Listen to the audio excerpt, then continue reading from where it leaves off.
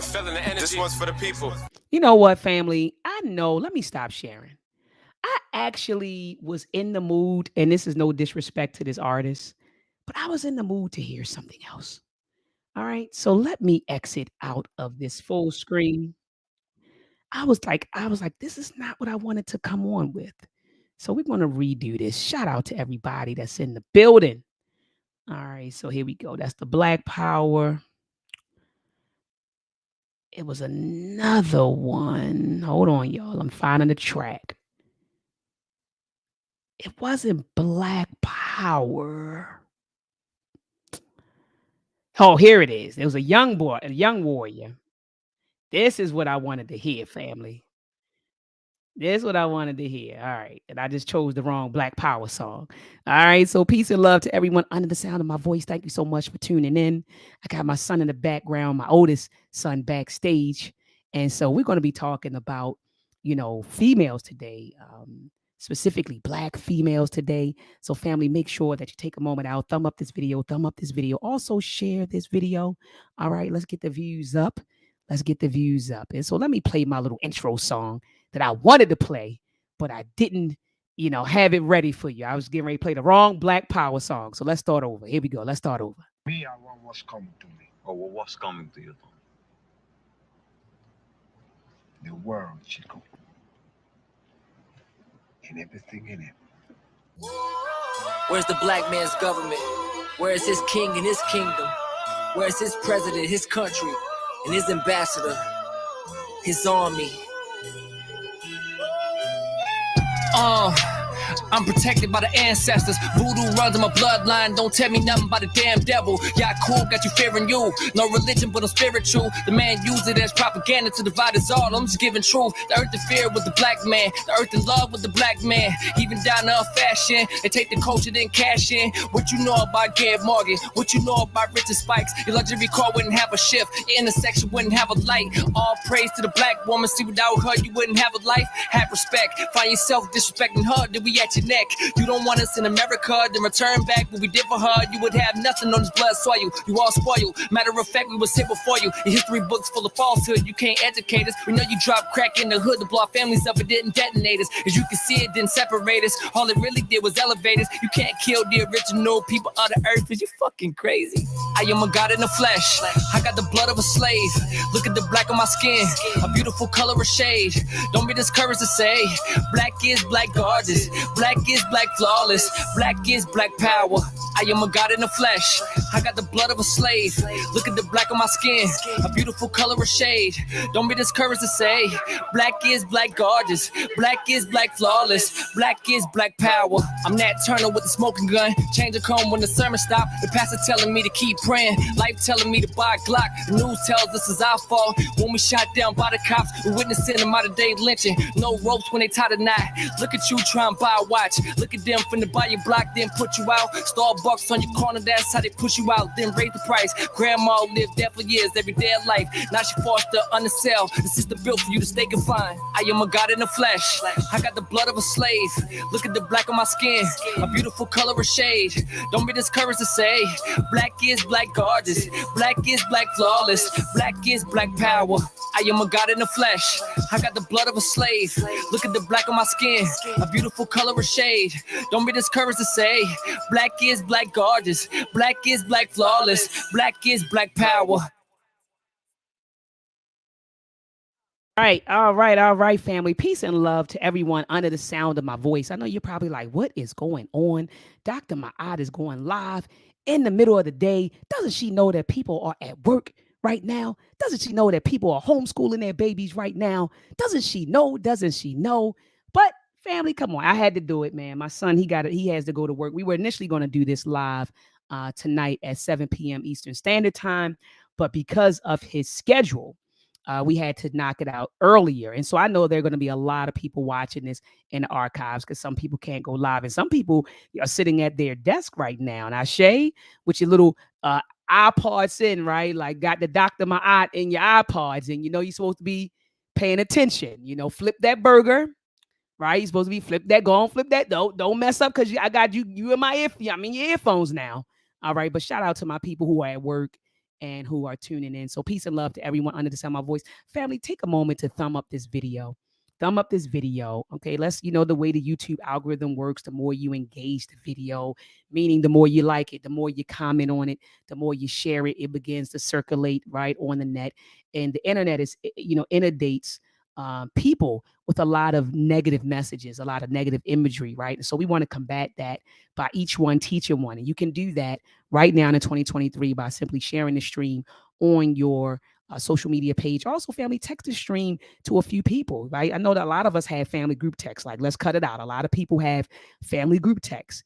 Take the link, drop it in the family group text right now, and say, look, you got to check out this live stream, because my son and I are going to have a candid discussion, something that we talk about anyway, a candid public discussion about Black women, about Black females, right? So we're going to be talking about that today. So make sure, family, that you thumb up the video, also share the video. And lastly, family, if you haven't subscribed to my YouTube channel, be sure to subscribe to my YouTube channel, hit the notification bell so that whenever we go live, whenever I go live, I say whenever I go live, and I say we because a lot of times I'm going live, with guests, right, and with family. And so whenever we go live, right, you'll get a notification. All right, family. And also, family, make sure that you sign your child up for the Asafo training camp, which is going to begin on July the 29th. And shout out to the parents who already signed their sons up. Shout out to you, family. And so anyway, let me share this video with you, and I'll be right back. Hold on. Before I do that, I see the Queen Mother, beautiful mind, is in the building.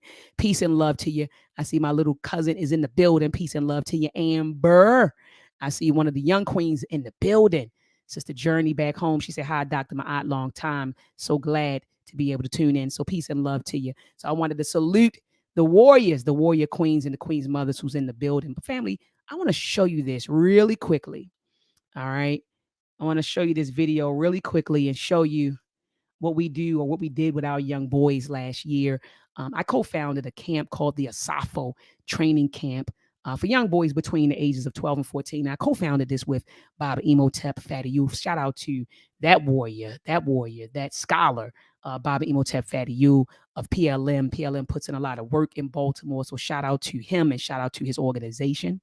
And so we offer a camp called the Asafo Training Camp to cultivate manhood in young boys between the ages of 12 and 14.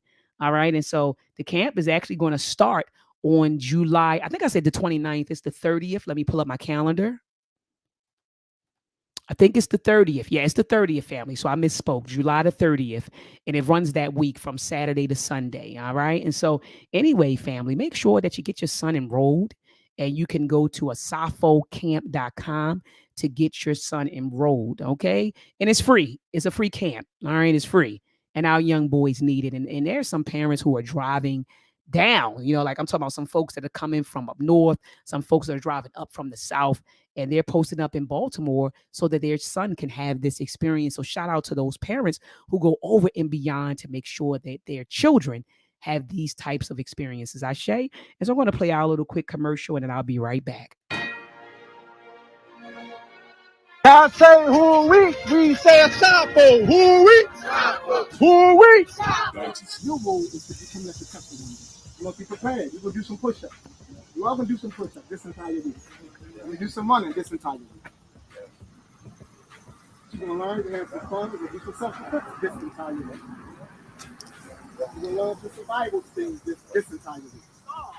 And what I witnessed was men pouring into our future men, because iron sharpens iron. Ashe? It's going to be a packed week, 9 to 5.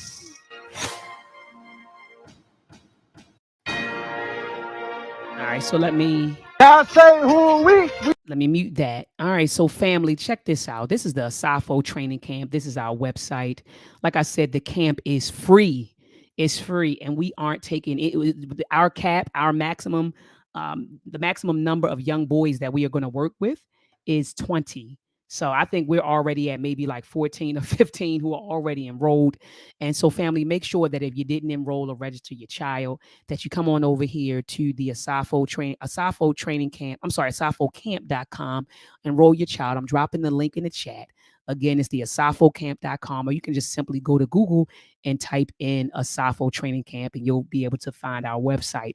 All right, but look at this. It said this camp focuses on manhood development and African-American boys between the ages of 12 and 14. This is a collaborative effort between Ed Enemy Productions and the Urban Youth Initiative Project. And so the reason why we maxed it out at 20 young boys is because we have 3 Babas who work with them. And we want to make sure that we give your son a personal experience, right? And so the only way to do that is to make it more intimate, and that's by reducing the number, right? So look at this, family. About the Asafo Training Camp. This camp is a week-long cultural enrichment, character refinement, and manhood development experience. The objective of this camp is to cultivate warriorhood. Warriorhood is not indicative of crudeness, ruggedness, and recklessness. Warriorhood signifies disciplined, focused, purposeful, centered men. In this context, young boys. It says right here, we will cultivate discipline within, teach structure and order to our Asafos in training. African history and African culture will be the foundation and at the core of the Asafo training camp. And so you see every day, this is a life like in the Asafos. So every day that your son comes to us, they start out with ancestor veneration, and then ancestor veneration is followed by, hold on, I just want to keep on moving along so you all can see some things. They do some PT so that the young warriors work out. Ashe? So the young warriors work out. They get something to eat. They, Baba Imhotep, they do chess with the boys and cultivate some of those critical thinking skills with them. They read, they study, they learn about self-defense, they learn about conflict resolution, right? And so this should be in everywhere there's a Black community, there needs to be something along these lines. Ashe, our core area of focus are character development, physical fitness, self-defense, and critical thinking. And then at the end of the camp, we have a graduation day where our young boys are, they are recognized for all of the hard work that they did, over the course of the week. And so I come out, Bobby Hotep comes out, and we, have a conversation, not a conversation, but we celebrate our young Asafo, our young warriors. And so what are parents saying about this camp? Well, I just want you all to hear this with your own eyes so you don't feel like Dr. Maat is making up anything. Let's listen to the parents.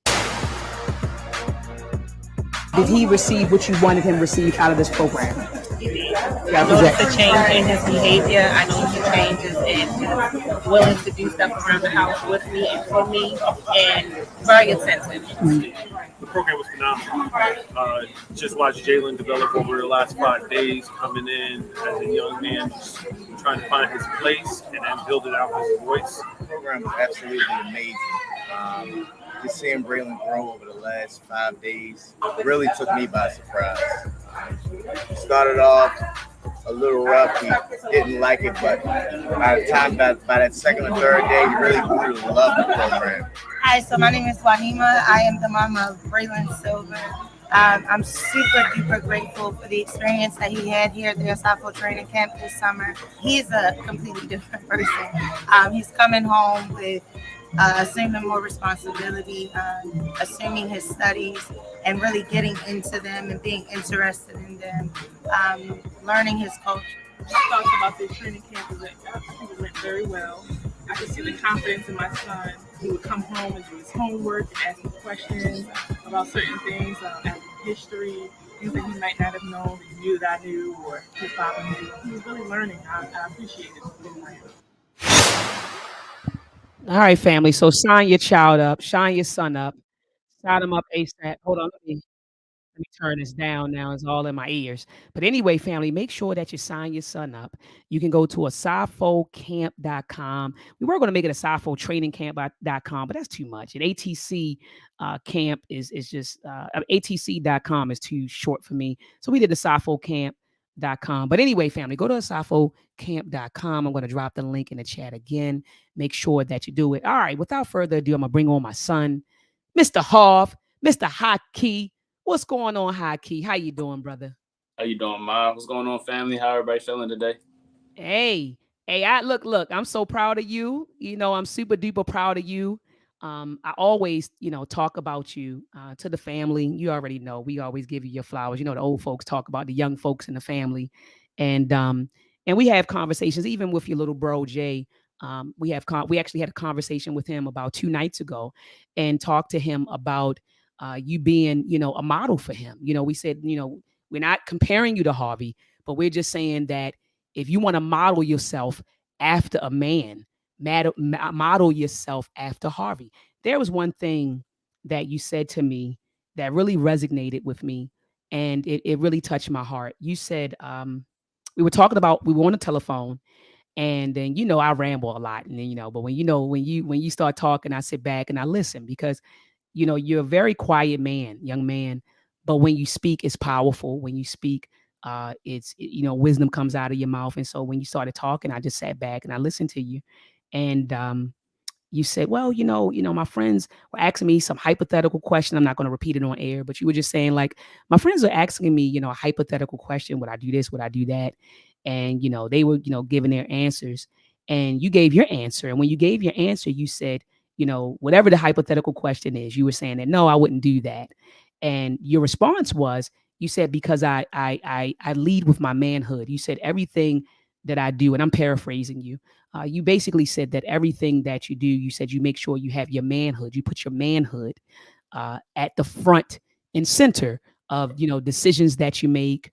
When you interact with people, you try to make sure that these things are rooted in your manhood. And so I want to start by asking you this: when and why did you become serious? When and why did you become serious about manhood? Um, when when I would say somewhere before my teens. I would say back when, maybe a little younger than Jalen, I feel like is when I became serious about my manhood. The why is because when I was taught like what manhood is, and the responsibilities of a man, and what a man is and what you have to do, like what comes with that. I realized that's who I want to be. I want to be, I grew up, everybody, y'all gave me the nickname the man, so I felt like I tried to live up to that status of who that is. So yeah. Okay, so you feel like right around preteens, Preteen. so puberty, where you're like, hold up, just trying to figure out like what type of man I want to be. You know what I mean? Like ultimately, I'm going through, my body's changing. I'm not a little boy anymore. I'm a preteen. I'm going in my teenage years. Who do I want to be? And you said based on being taught, about manhood, and also our song, Harvey is the man. I used to sing that all to you. Harvey is the man doing what he can. Go, Harvey, go, Harvey. So so you said, so basically being labeled as the man, and Right. then being taught about the attributes of a man, that made you want to aspire to operate in those, to walk in those descriptions of those attributes, those characteristics. You say, I want to be that. And so Absolutely. let's unpack that, because that was deep. Um, how do you, when you say you were taught, I want to start with who, and who and how were you taught? Those attributes, about what a man is and what a man is not. Where do you think you got that foundation from? And what helped to build upon that foundation of your definition of manhood? Like, where did you get that from? And then as you got older and you built on that foundation, what experiences that you had that built on your definition of manhood? Um, Definitely things that you taught me growing up, as far as like what a man do down to the minute detail. You get what I'm saying? Like when you shake a man hand, shake it firm, look a man in their eyes, stuff like that. Simple things like that. And then as far as like responsibilities, there's a lot of responsibilities that come with being a man. You provide, protect, um, all of that. And then I also learned through watching other men growing up. I see the things that they do, the good, the bad. If I see somebody make a mistake, I make sure that I make sure I don't want to do that, or I don't want to repeat the same thing he did because it affected other people the way that it did. So definitely, I feel like that's the ways that I've learned to become the man I am today, and still growing to become a better man as I roll through life. Absolutely. So do you feel like any of the books that I gave you to read? So you had You had Visions of Black Men by Dr. Naeem Akbar. You also read African Manhood in the 21st Century, Dr. Amos Wilson, Manhood in Black and White. Do you feel like any of those books helped with the way you thought and the way you pictured manhood? African Manhood in the 21st Century. That one, I would say it reaffirmed a lot that I was taught. It basically reaffirmed and confirmed the things that I was taught. So I wouldn't say I learned a lot of new information from that one that I could remember. But it basically just put the stamp on things I was taught growing up. So that's a compliment. That's a compliment. Cause shout out to Baba Imhotep Fadiyu for that masterpiece, African Manhood in the 21st Century. When I read it, Harv, all I could think of was, I said, daggone, this is what I've been telling my boys, their entire life. And, Baba put it clear, he put it clear in a book. So he made it clear, he made it concise. And I was just I'm with you. For me, when I read his book, like you said, it was affirming. It made me feel like I told my young guys, I told my young boys, right. So it made me feel like, I conveyed, good information that was right and exact to you. What about Visions for Black Men? Because you read that years ago. So by Dr. Naeem Akbar. It was a Black Men. Yeah, it was a Black book. And you read that a while. You were actually in your teenage years when you read that book. And you had a lot of scribbles and stuff like that in the margins. Do you remember? I don't remember exact details. I remember reading it. I can't think of any details that I got from that book though. Do you feel like when you hear the name, do you feel like that was like a book that impacted you, or do you feel like that's something you probably would have to reread as an adult? Because sometimes, when I've read things, when I come back to them as an adult, it's like, wow, you know what I mean? So, do you feel like does it ring a bell or not really? Not really. I probably would have to reread that one. Honestly. Okay. So Visions for Black Men, and I thought you read Manhood in Black and White by Dr. Amos Wilson. I think I gave it to you. I'm not sure about that one. Or I may have given it to Isaiah. I know I gave it to one of y'all. I thought I gave it to you. You said it was a black and white book?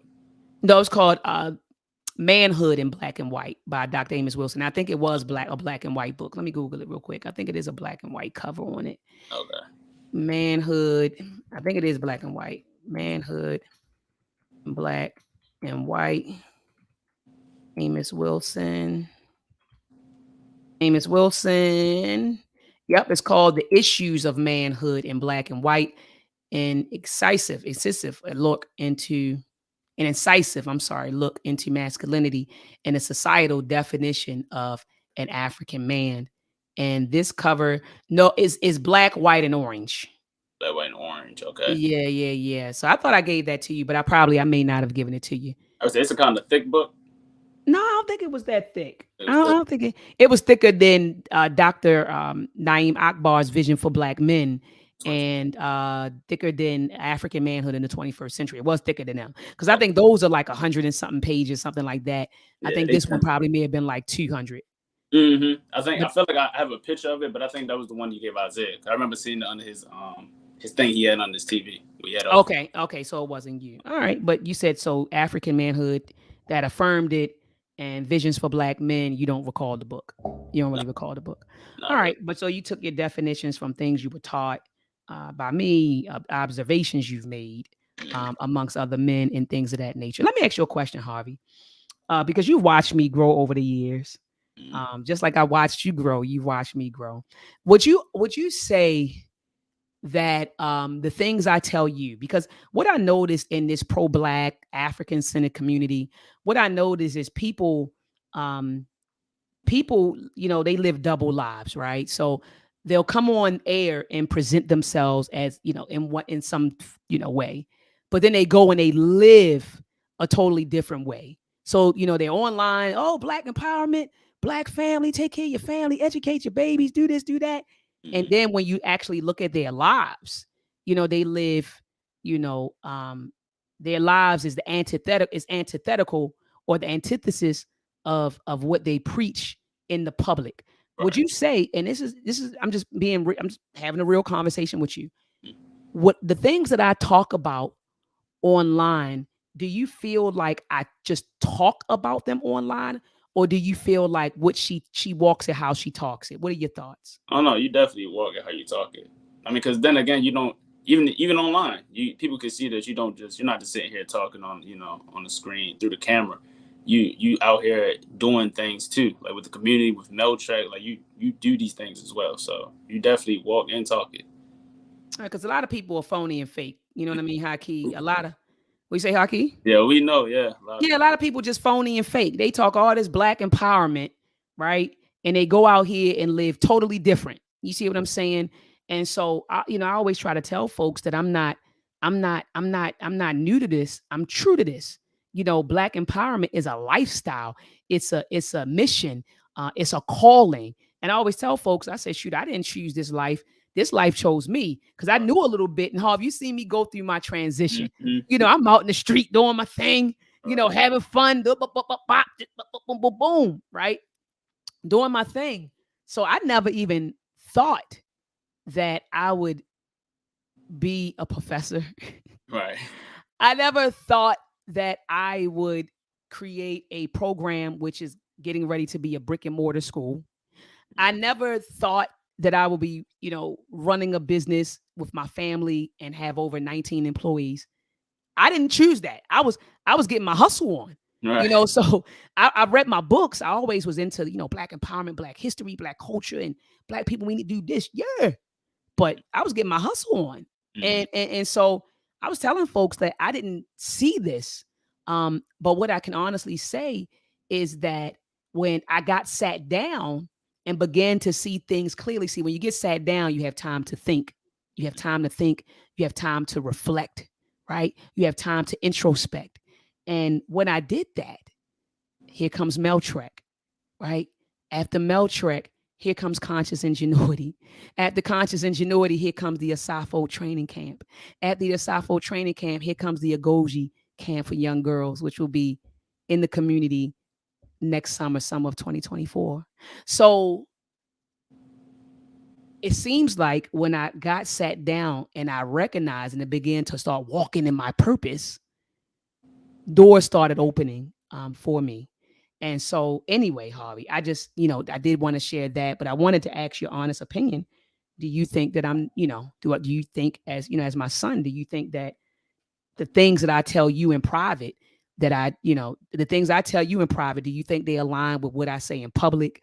The way I live my life, when I talk about culture and living righteous and standing on the principles of Ma'at and practicing in Guzo Saba, do you feel like that I practice that? Do you feel like, I know you say, do you feel like, you say, oh, you're a community activist, you do stuff in the Black community.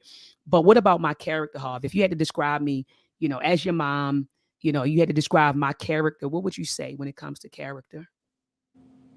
Real. I mean, you're someone who was never lied to me in my whole life of living. You know what I'm saying? So facts. You're real with everybody around you, whether it's good, bad, ugly. You're gonna let them know straight. So yeah, I would just say real, definitely. So you say my character is real. Would you say that it's upright? Would you say it's upright? If you had to, if I was gone today or tomorrow, and they said, let me put her scale, let me weigh her, let me put her on the scale, weigh her soul against the feather of my eye. Do you think that my heart will be as light as a feather? Absolutely. Ashe. And I appreciate that. And I wanted to ask you that because you're someone who knows me intimately. Right. You know me intimately, and I wanted to ask you that because I wanted folks to know, Harv, that like I'm serious about this. And and real recognize real. You see what I'm saying? Real people, the real followers, they already know. Real recognize real. But I wanted to have that conversation with you. I wanted to ask you that so that people will understand, like, this is, this is her son, speaking for her. So I always tell folks, let the work I've done for me speak for me. And Harvey, you may not view this. I view you as my work. You're a product of me. Right. And so that's why I say, let the work I've done, speak for me. And you are a part of that. You know what I mean? You are a product. You are from me. You understand what I'm saying? You're my product. And so anyway, Harv, I do want to jump into Black women.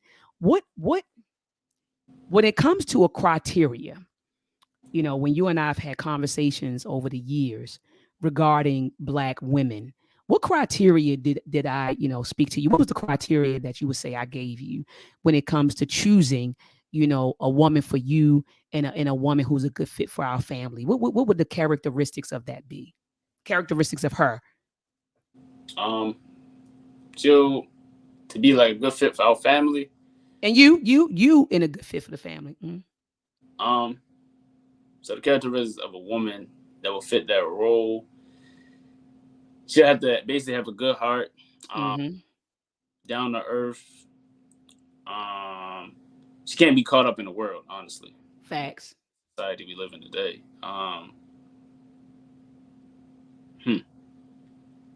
Yeah, outside of that, yeah. Now, what about intelligence? Have I spoken to you about? So let me ask you a question, Hub. When I talk to you about women, I always encourage you, and I know you're a young man. You got eyes, right? And you're a young man. You got eyes, and so and I think I would say women, we're visual, right? But with you guys, oh boy, men see everything. Y'all look at everything. Y'all know this stuff. So when you and I have had conversations, I always talk about, as Baba Imhotep said to me on the phone, building relationships. I would say, stop being so surface and carnal. But when I talked to Baba Imhotep, he said, you like to build relationships from the inside out. And so when you and I had conversations, I talked about how, don't get so caught up in the aesthetics. Is that a conversation we've had? Of course. Yeah, not getting caught up in the aesthetics, big butt, breasts, hair, beautiful face. Those are all aesthetics. What I told you is, I said, I gave you a list, and peace be upon his soul, Jaleel. I text that list to him as well. And he was like, wow, Doc, thank you. So it was a whole list. And when I put that on my page some years ago, the list went viral. This is what you look for in a woman. And Hob, I said, intelligence. First of all, I said character. I think that's the first thing I said. She has to have a good character. I talked about her intelligence, right? I talked about her morals. I talked to you about values. I talked about her family history. I talked about her culture, her family culture, her goals, her education, her financial situation. I didn't even get to sex yet. Right? Like, I'm talking about the things that you and I had a conversation about Black women. I named 10 things before I didn't even get to sex. So we started with character, character, intelligence, right? You want a woman with a good heart. You want a woman with a righteous heart, right? You want a woman that is intelligent, meaning that she has the ability to solve problems, to apply knowledge that she's given. We talked about her morals, having healthy morals. We talked about women having healthy values. We also talked about her family. What kind of family history does she have? Let's look at the family, because remember I said, Harvey, ultimately, when you marry a woman, you're not just marrying her, you're marrying everything that comes with her. Right. So what kind of family does she have? And what kind of culture? Looking at her family's history and her family's culture. And does her family history and culture align with your family history and culture? Does her morals and values align with your morals and values and the morals and values that were instilled in you? Right? Then we talked about her goals. Is she a goal-oriented type of female? What are her goals? And it can't be, I just want to be a bad bee. It can't be that. Right. Right? So her goals, her plans, her educational level. Where is she? Is she educated? Is she not educated? What about her financial background? What is her credit score looking like? Can you all buy a house together? What about her medical records, her medical history?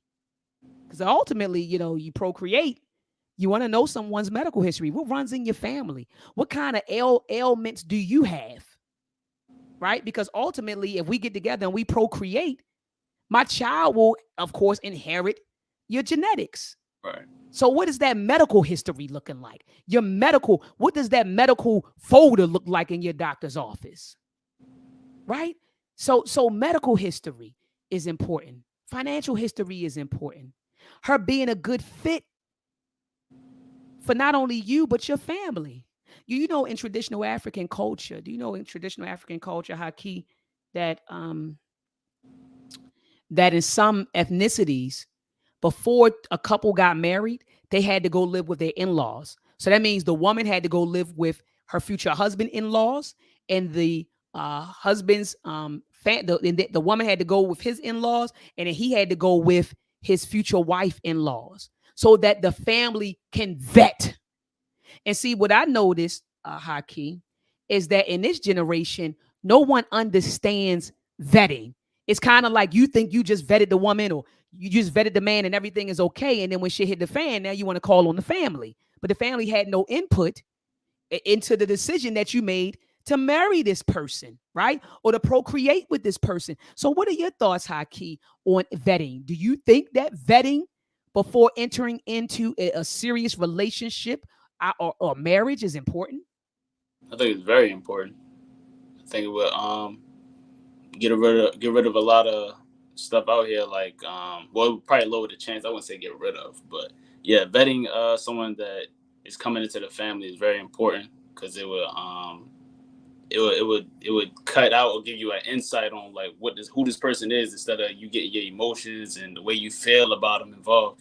When people see it from the outside in, they'll be able to tell you like the character a little shaky, or I got this vibe from him, and they'll be able to give you some insight. So Absolutely. I think it's very important. That way you can make a better decision on dealing with this person. Absolutely. I tell young folks all the time, and I've had conversation with you. It's not me, myself, and I. You know, I was like, it's me against the world, you and me, baby. No, marriage doesn't work like that. Right. You know, I always tell folks that marriage is merger.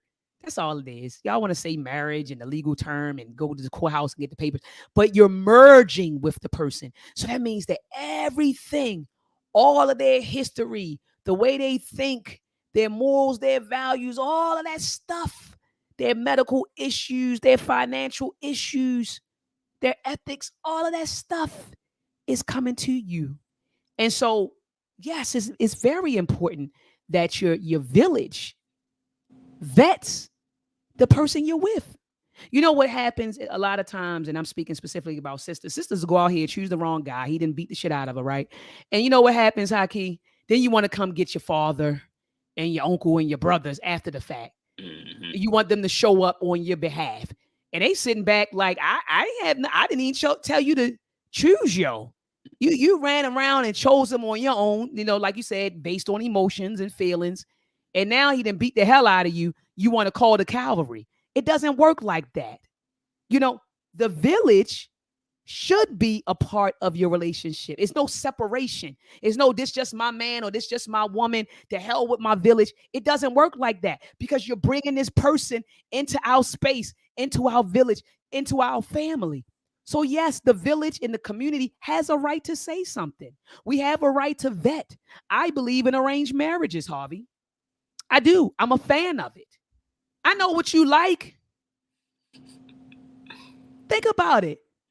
I know what you like. I know what you like physically. I know, Harvey, you don't like extremities. You don't like extremes. I know that about you. A woman can't be to this. She can't be to that. You like a balanced woman. She can't be overly emotional, but you know, she has to show emotions. Right. She can't be boring, but she can't be off the chain. For sure. Because I know your personality and I know what you like physically. We go out and we look at it. You say, look, and I say, oh, okay, Harvey, all right. I see your speed. So I know what you like physically. So I'm an absolute fan of arranged marriages. You know, I know a lot of folks feel like I need to choose. I want to choose. But look at where that has gotten us. Look at where that has gotten us. Because sometimes when we go out here and choose, our minds are cloudy because of our emotions. Our emotions cloud our judgment at times. You know, sometimes it's our emotions. Sometimes it's the being physical that clouds our emotions. I know some people in bad situations, but they stay there because the physical aspect of the relationship, and I'm talking about sex, clouds their judgment. The guy go back, oh, the sex was so good, man. You start making up excuses to go back to her, knowing she's toxic. But the guys will sit there and make, man, you know, I mean, she did. she did burn my, house down, but I'm gonna go ahead back because he want to go get that, right? And women do the same thing. Females do the same thing. He did cheated on you, beat on you, jacked up your credit, right? And you went right back because of the physical aspect, of the relationship. I'm talking about sex. So you and I have talked about that. Harvey, have we also talked about female hygiene? Have we talked about female hygiene? Yep. Yeah. Yeah, and bro, I hear your opinion. He talking about men don't need you to pick wives for them, mom. He laughing. It's not. It's called arranged marriages, brother. Go ahead and look it up. Go look it up, brother. It's called arranged marriages, and it worked during that time period. They were very successful, and the family stayed together. It wasn't like today where people running around and they choosing their man and choosing their woman, and the divorce rate is 51%. I think the villages did a really good job back then establishing families and communities based on vetting the person, right? And choosing the women, choosing the men, vetting them and bringing them into that village. I believe, and I'll drop the link in here, bruh. That's what you go by, bruh. I'll drop the link for you to come in here and I'll battle you on that. I would debate you and beat you up with evidence that system of people choosing and vetting the people that they're bringing into the community, bringing into the village and building a community with, is much more efficient than today people bringing home bad bees and real niggas. I battle you on that. Matter of fact, I'm going to drop the link in the chat. So anyway, Harv, because it's always one. It's always one. I'm going to drop the link in the chat. I beat you up with evidence.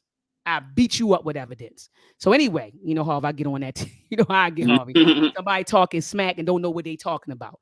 We build nations, thriving nations on that system as opposed to what we got now. What are your thoughts right now, Harvey, about dating in the Black community?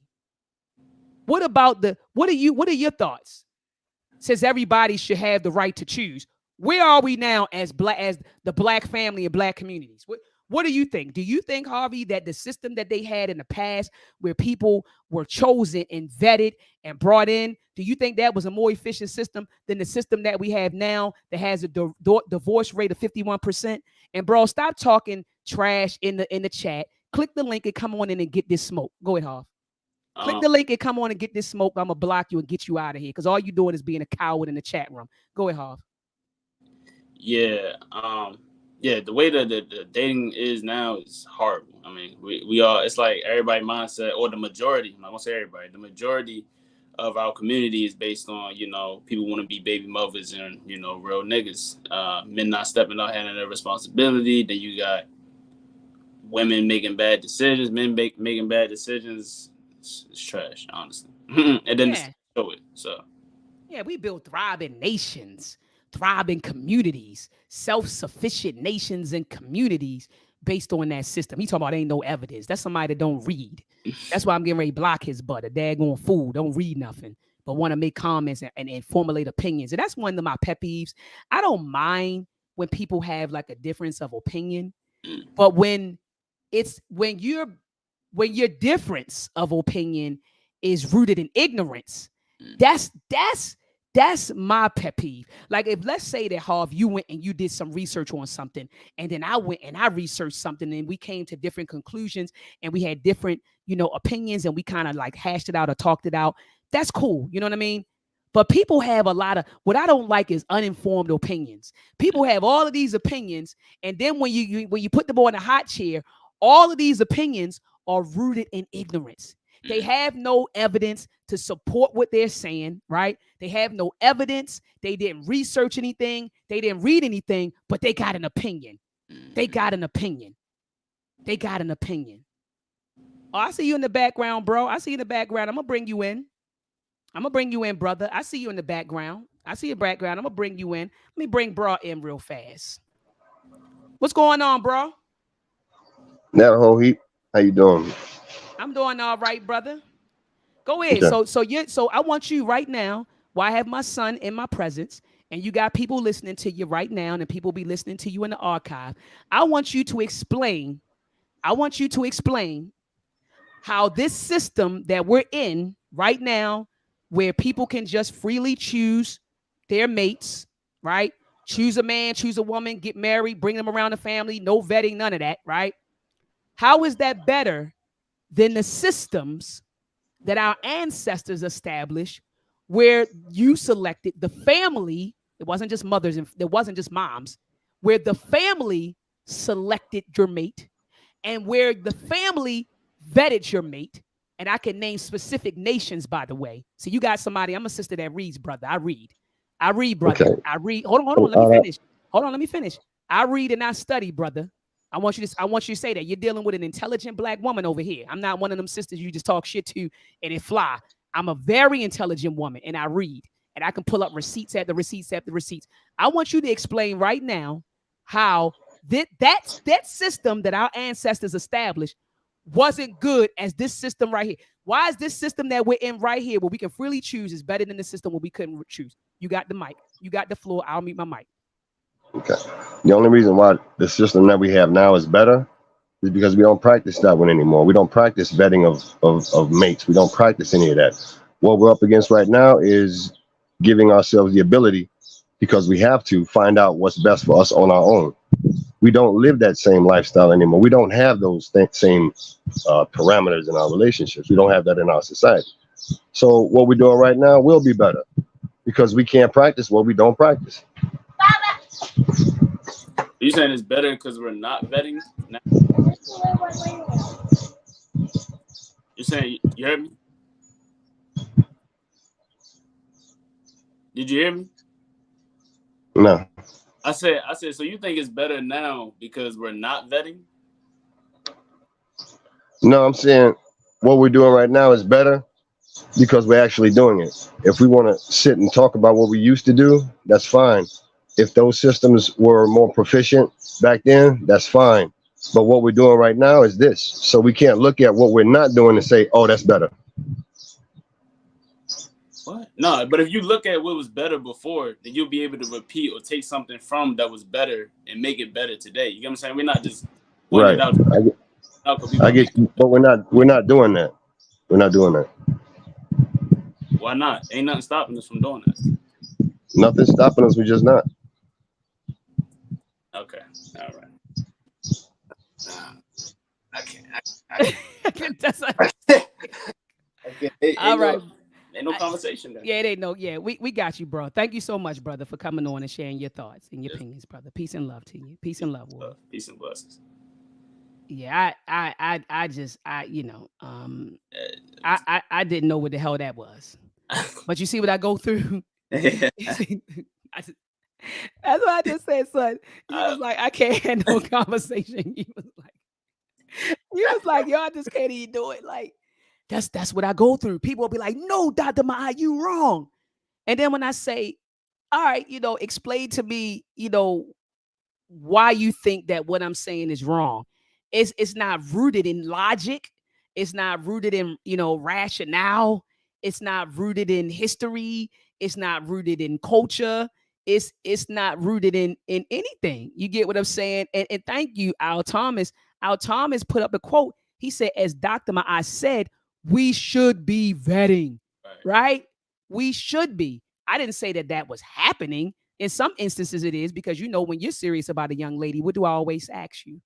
You asked me a bunch of questions about it. I asked you a bunch of questions about it, but what do I ask? What do I ask you to do when it's serious? Oh, when it's serious, you want to meet her. Meet you, not just you. Everybody. They see a lot of people in the family that way. Y'all can let me know how y'all feel about her. If y'all catch anything that maybe I haven't, stuff like that. Absolutely, absolutely. We should be vetting. We should be examining, and not even just partners that our children are picking. We should also be vetting friends, peer groups. I remember one time, Harvey. I remember, and Isaiah had said this. He was in college, and it's maybe the beginning of college, or maybe towards the end of high school. And I remember him saying, like, "Why are you so pressed to meet my friends?" Him feeling some type of way about it. I don't know if you ever felt. Did you ever feel some type of way about me wanting to meet your friends, or did you feel? Yeah, I remember him saying, like, well, why? Because none of my other friends, when their parents aren't pressed to meet me, so why do you want to meet your friends. And I told him, I said, I got that from my father. I could bring my friends around my father because my father was cool. He was like moms, the stuff that we was doing, we smoking weed, we drinking, we doing that type of stuff. Moms wasn't having it. I can't bring moms to the cipher, right? And she sit around my friends. But I could bring Pops through. And Pops wanted to come because my father wanted to know who his daughter was hanging around. My father wanted to know, hold on, let me see something really quickly, Harvey.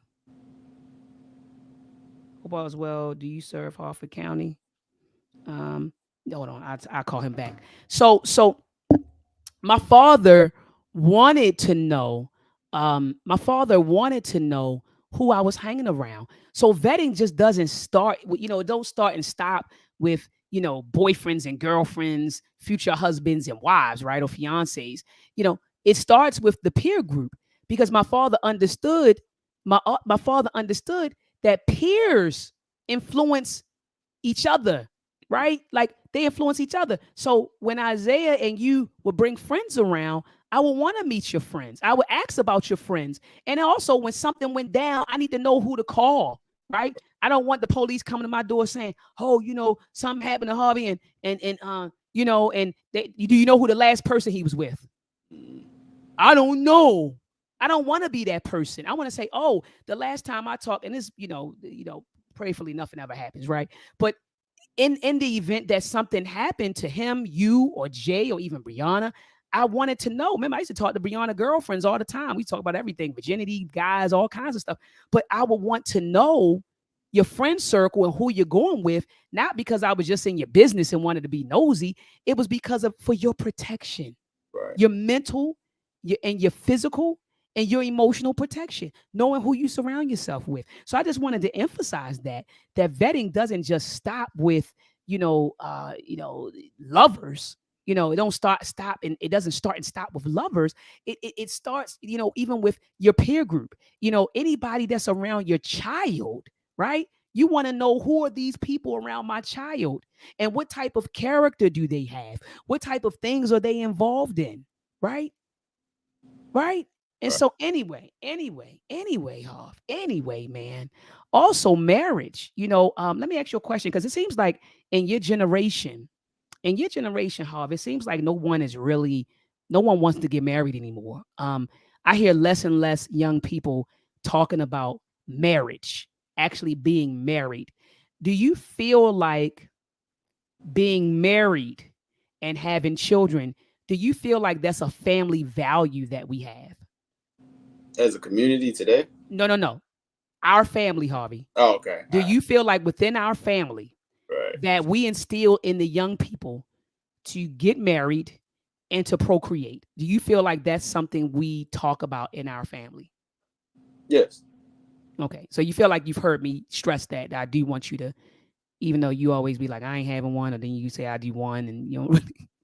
But is that a conversation that we've had? Like, yeah, I want you to get married. I do want you to procreate, and before you procreate, get married. There's no honor in being a baby daddy. Are those conversations that we have at Harvey?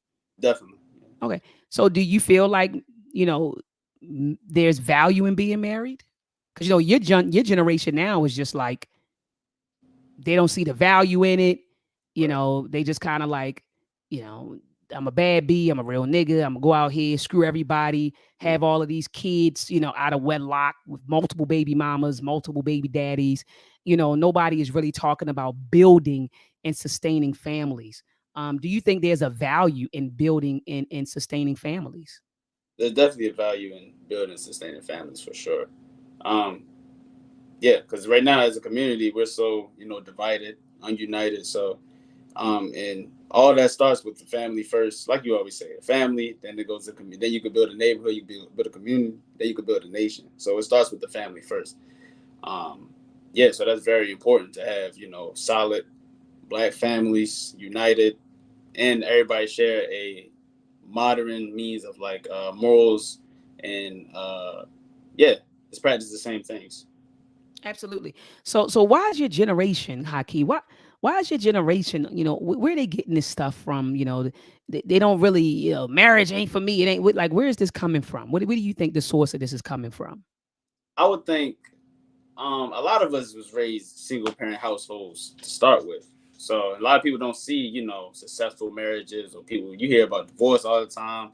Then in our media, you see a lot of, you hear a lot of people talk about, you don't really see a lot of good relationships when it comes to the Black community. You see a lot of baby fathers, baby mothers, fathers not take care of their children.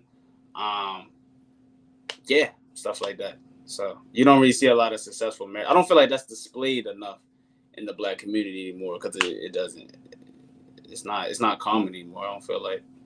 Absolutely. I mean, I agree with you 1,000%.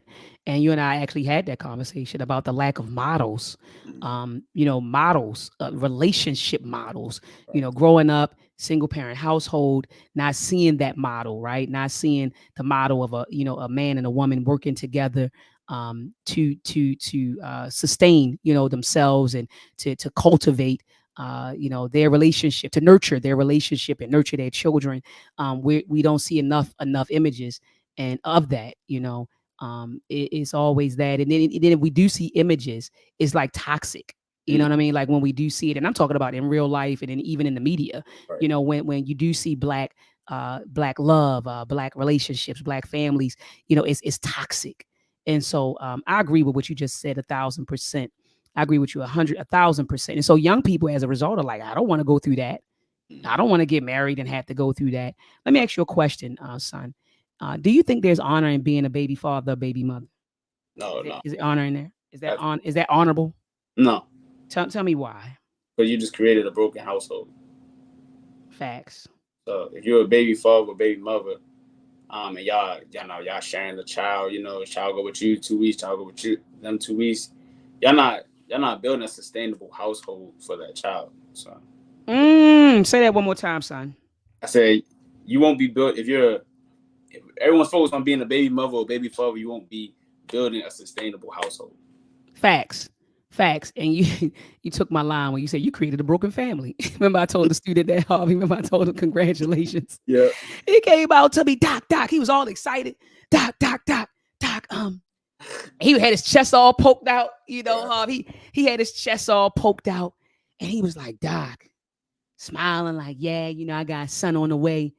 First he came to my classroom and he wanted to talk to me, but after class, like, it's crazy, man. I have at the class, I might have my students in there for an hour and 50 minutes.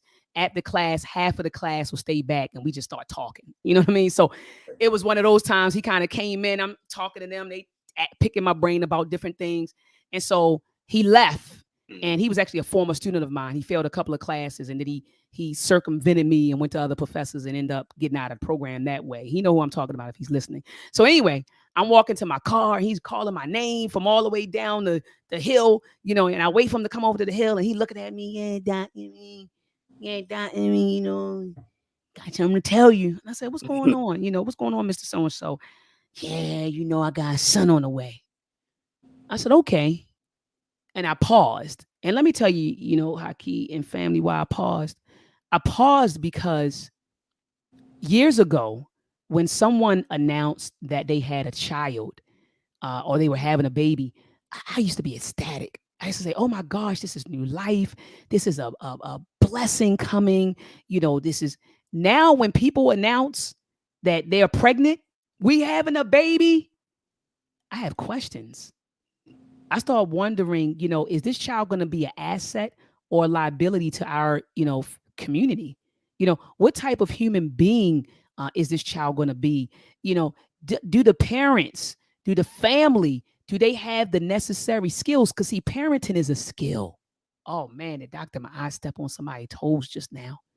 Parenting is a skill, right? To parent, as Baba Imhotep always says, is to cultivate, and it's intentional. And it's a skill. And a lot of us, see, we don't talk about it in the Black community enough. Bad parenting I don't even want to call it bad parenting, because what I see in the community amongst our youth and their behavior and their mindsets is a lack of parenting, right? So not enough parenting. is happening in our community. That's what I'll say. And so when he ran over to me, Haki, and said, I'm having a baby, I paused. And then I asked him questions. I didn't say congratulations. I didn't say anything. I said, oh, I said, are you with the child's mother? He looked at me like he was disgusted. Oh, so you're no longer with your child's mother. He said, no. He said, matter of fact, matter of fact, we just going to co-parent. Because he said, I'm just sick of her. I'm just through with her. So I'm already looking at, I already see the dysfunction that the child is coming into. And I pray that he matures and that the child mother mature. I pray that they mature. I pray. But I asked him, I can't stand her, man. We just going to co-parent. I said, okay. I said, well, what does co-parenting look like to you? Right? What does that look like to you? Well, I got a job in Oklahoma. She gonna stay in Baltimore, and we're gonna co-parent that way. I said, brother, that's not co-parenting, right? Co-parenting is sharing in the daily. I use the word daily. See, I choose my language intentionally, right? Co-parenting is participating daily in the cultivation and the nurturing of that child. That's something you do daily, day in and day out. We do this together. That's co-parenting. See, people think co-parenting is I just drop the child off with you on the weekends or, during spring break or during the summer. We're co-parenting. That's not co-parenting. That's not co-parenting. And anybody in the chat want to drop in, I'll drop the link to you. That's not co-parenting. That's being an uncle dad or auntie mom. That's not co-parenting. Being a parent is something that happens every day. What did that child experiencing every day and helping that child process his or her experiences? Is that child provided with food, clothing, and shelter, protection, love? Are you cultivating that child's memory, that child's intellect, developing critical thinking skills, developing morals, instilling morals and values? It's something you do daily. It's not something you do part-time, that you do on the weekends, that you do every other week or seasonally. Being a parent or co-parenting is cultivating and nurturing children daily. So that's what I said to that young brother. So I said, she's going to be here with the baby. You're going to take a job in Oklahoma. You're going to send money, call her on the telephone, see the baby when you can, and you calling that co-parenting. I said, that's not co-parenting. I said, congratulations. I said, you created a broken household.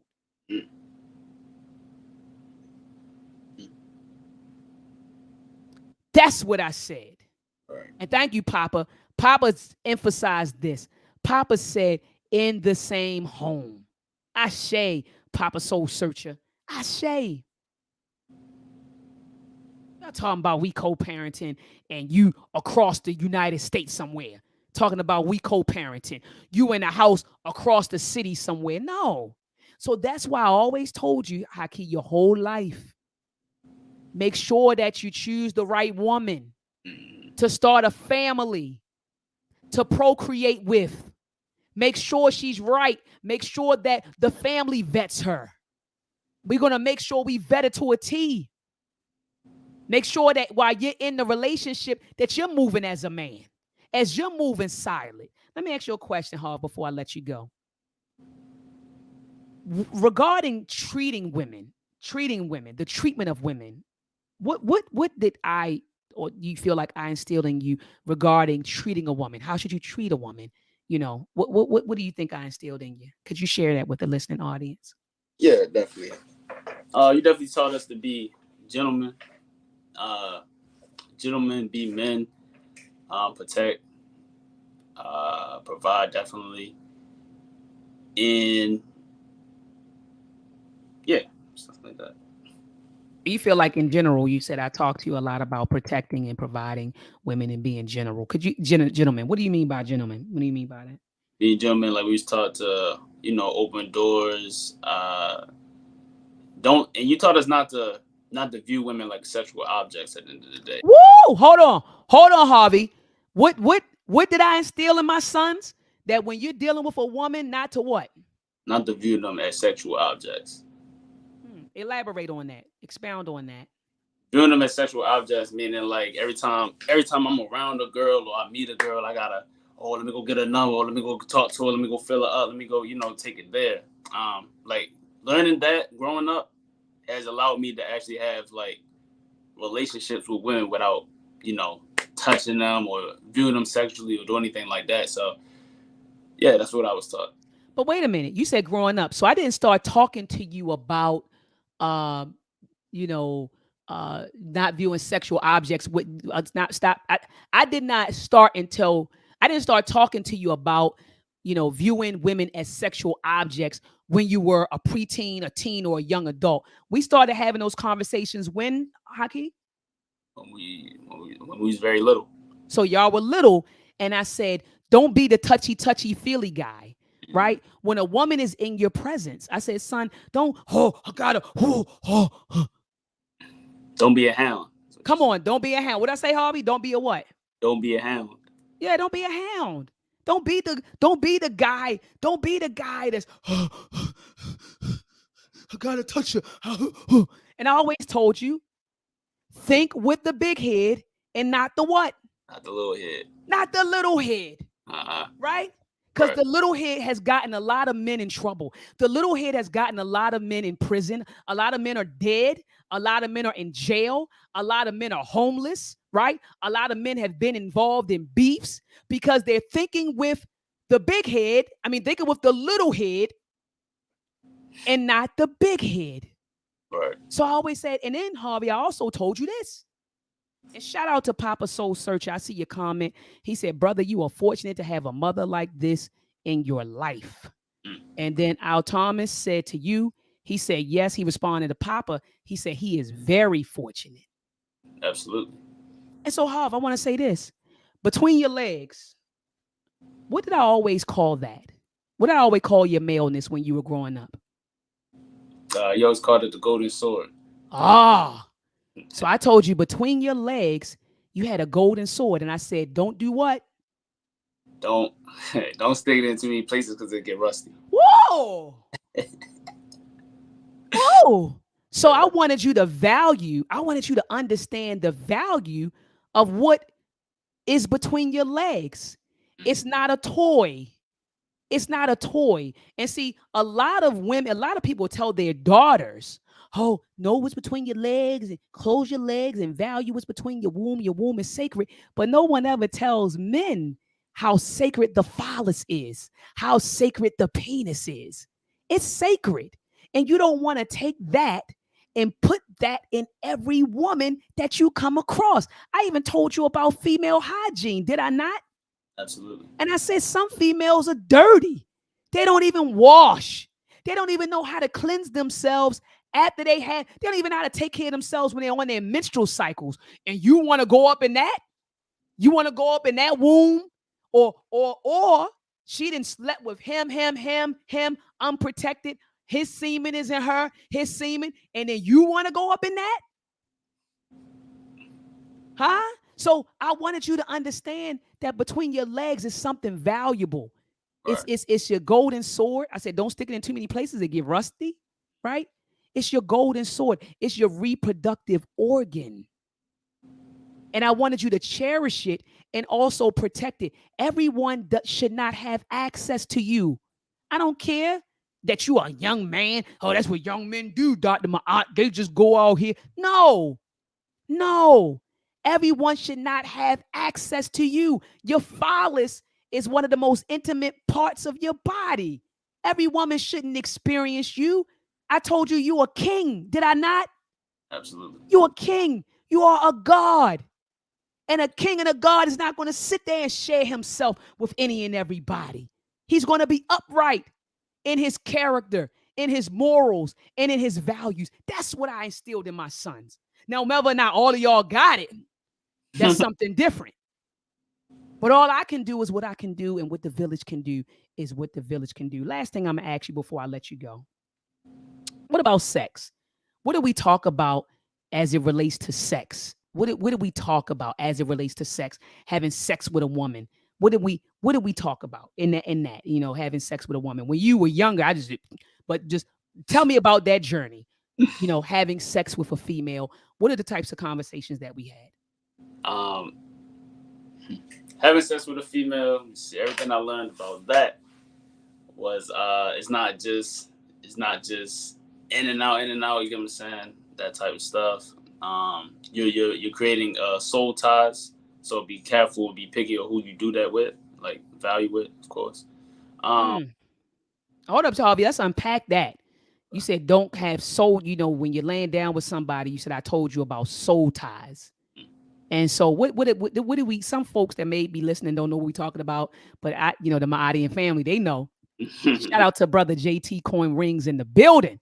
Brother JT, that's my big bro. He said lessons are being taught today. Teach Dr. Maat. Ashe, that's my big bro. And that's also he's the co-founder of the Read Book Club and family. We'll be back in September. We had to take a break. He got a lot going on. I got a lot going on, but we'll be back with our next book. When affirmative action was, no, I think it was Slavery by Another Name. I think that's the next book, Slavery by Another Name. So shout out to JT Coins in the building. And big bro, I want my Booker T. Washington coin. I gotta get that coin from you, brother. So anyway, Haki, what do you mean by soul ties? I told you when you lay down with a woman, what is it? Just a quick nut, or you just get up and she go her way, you get your way? What is it when you lay down? So that you creating soul ties. Soul ties are basically like a connection with the woman that you're laying down with. You're basically not just sitting there doing a physical act. It's more, you're also creating soul ties, which is like a spiritual connection with this person. So sex is spiritual. Yeah. Oh, and sex is sacred. Is that what I taught you? Right. Sex is spiritual. It's sacred. It's sacred. It's not something, and I know that Western society, I know white folks want you to think, man, just put on a rubber, man, just put on a condom, you know, girl, just take a pill, do the plan B. They try to make it seem so simple, but sex is sacred. Sex is spiritual. So when you're laying down and you're putting your phallus inside of a woman's womb, right? And you're becoming one. You're becoming one with everything, though. It ain't just, and oh, I'm out. It's not that. It's sacred, and it's spiritual, and it's special, and it's not something to be taken lightly. I remember at one point I was having a conversation with you and Isaiah, and I said to y'all, if you're not ready to die for her, don't have sex with her. I said that should be your measure. If you're not ready to die for her, what we doing? Right. If you're not ready to marry her and have a family with her, don't have sex with her. Because I mean, these are possibilities, right? Like you could impregnate her, you could procreate with her. Procreation is spiritual. Procreation is sacred. I'm literally, you know, when a man and a woman procreates, we're merging our ancestors.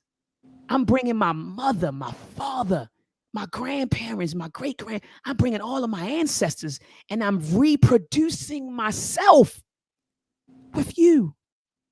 That's sacred, and that's not to be taken lightly. So that's why I used to get on you and Isaiah about sex. Don't do that. Make sure, because we live in this world that tells you, man, go hit her, man. Go get that, man. Go smash that, man. Get that nut, man. Go ahead, man. Go bang that out, man. Look at that fat butt, man. That's the world we live in, where people completely have degraded sex and procreation and what it means. Let me ask you this, and this is my last question. I know I keep saying it because I know you got to get ready to go. Have you seen me be promiscuous? Have you seen me like run around with everybody? I'm just out here screwing the whole world, the whole community. Do you feel like I'm silent? And I'm talking about in terms of when I'm committed, staying committed and not running around. Now, you know my past. We done talked about my past. Right. So yes, when I was a kid, teenager, I'm out there not understanding my value. I'm having sex with different individuals and stuff like that. But when you were coming up, did you see me running out here, you know, allowing anybody to experience my body? I just want to hear yes or no, because I don't want to put my business out there. But yes or no, do you feel like I'm a promiscuous person? Not at all. No. I don't play that. I don't play that. Sleeping around and showing you that type of behavior and all that, and bringing 50 million people around you. Literally. I know some women that bring people around their children, 50 million people. The child has seen Mr. So-and-so, Miss So-and-so, just seen everybody. Has that been your case? Have you seen a whole bunch of folks? No. Exactly. So anyway, Haki, I'm going to drop the link, family, in the chat. I want you to join me. Haki, son, I love you. I love you. I hope that you know that I love you. And what I always tell you about love is what?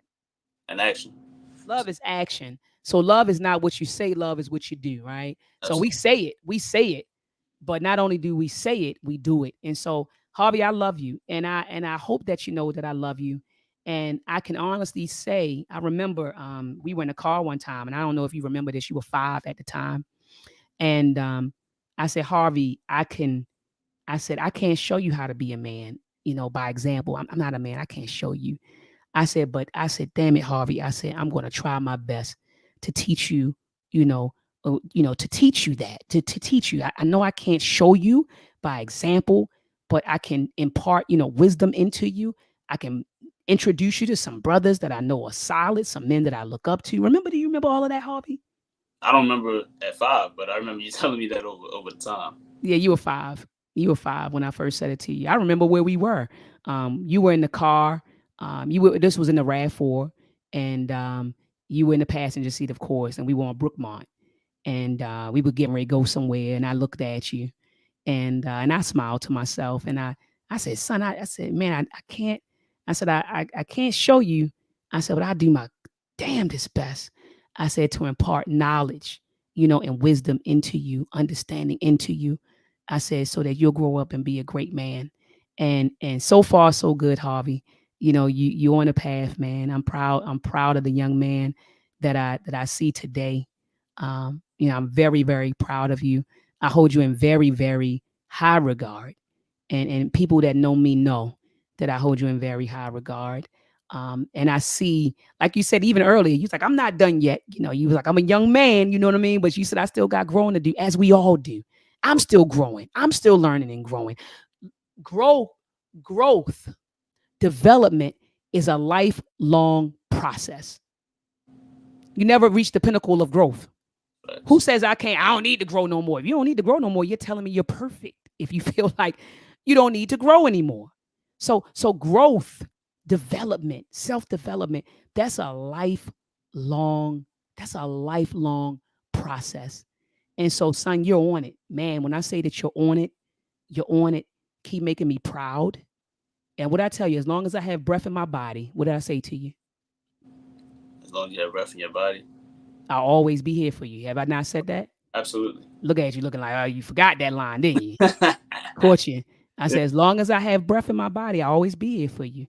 And even when I take my last breath, I'll always be with you. Of course. Even when I take my last breath, I will always be with you. All right, with that said, son, I love you. All right, peace. Love you too. Peace, man. Peace. Have a good day at work. Will do. All right, son.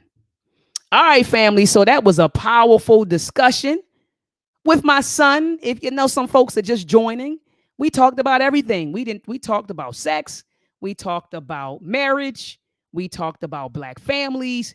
We talked about, oh my gosh. I mean, Queen Mother, somebody in the chat, tell me what else we talked about. I see Queen Mother Cynthia Rose is in the building. We talked about everything. And so that's the type of relationship that I had, have with my sons. We talk about, I'm not one of those people that sit back and camouflage things. I'm not one of those folks who have my sons thinking they live in Disneyland. Some of y'all don't keep it a buck with your children. Some of you all don't keep it 100 with your children. You know what I told my 13-year-old son? When he goes outside, I tell him it's a war zone out there. It's a war zone out there. So be on point when you walk out. When you leave that threshold, make sure that you're guarded. Make sure that you're looking around. Make sure that you analyze folks, right? Make sure that you're being safe because you're entering a war zone, right? But see, we don't tell our children that. Some of you have your kids thinking we live in Disneyland. I talk to my children about racism early. I talk to my children about racism. I talk to my children about child trafficking, sex trafficking. I told my son, he's 13. I told him it pained me to even have those discussions with you. It pains me to look my daggone 13-year-old in the face and tell him someone will kill you, son. People will kill you. Someone will kidnap you. Someone will rape you. Someone will molest you. But we have to have those conversations with our children, or else we're sending them out into the world unprepared. So you got a lot of children out here who are green. They leave out the door and something happened. They don't know. Well, you crying on the television. You crying on the daggone television. Well, well, you didn't tell your child not to go in that neighborhood and what could happen and what are the possibilities and the consequences of that. You're not having those conversations. And so things end up happening because our children are out in the world and they're green. Some white folks do something to them, they come in the house shocked. My sons are not shocked when it comes to the behavior of European people because he knows European history and culture. He knows the history between us and Europeans in America. So he's not shocked when Europeans do and say certain things. Some of your children get shocked. Matter of fact, I had a discussion, and I'm going to let the Queen Mother BJ in the build. She's in the building. I'm going to let you in, Queen Mother. One of my nephews came to see me, came to spend some time with me. We took him down because my son Jay, he was playing football. And so one of my nephews, he came over and he was spending some time with us. And we took him to the football field when my son was practicing. And he was playing, with some children. And one child was a white girl. And the white girl called all the black boys niggas. And he was shocked. I had to have that conversation with him. He was 9 at the time. And I had to sit down and I talked to him about racism. I talked to him about America. I talked to him about our history, right? The history between us and white folks here in America. I had those conversations with him. But I had to talk to his mother. And I said to her, why was he shocked? He was shocked because he wasn't prepared. He was shocked because no one talked to him about racism. He was shocked because no one taught him about the history of us, Black history, Black American history, because he wouldn't have been shocked and hurt. And so a lot of times things are happening to our children because we're not having hard conversations with them. We're not talking to them about sex. And then you get mad when your daughter come back pregnant. You get mad when your daughter comes home pregnant, but you didn't have a conversation with her about sex. You get mad when your son go out here and knock something up, but you're not having a conversation with him about sex. The sacredness, the science, the spiritual aspects of sex. So then a lot of things are happening with our youth because we're not having these conversations with them. So we're sending them into the world. And you know who's having conversations with them? Their friends. You know who's having conversations with them? Social media. You know who's having conversations with them? The iPad. You know who's having conversations with them? Their cell phones.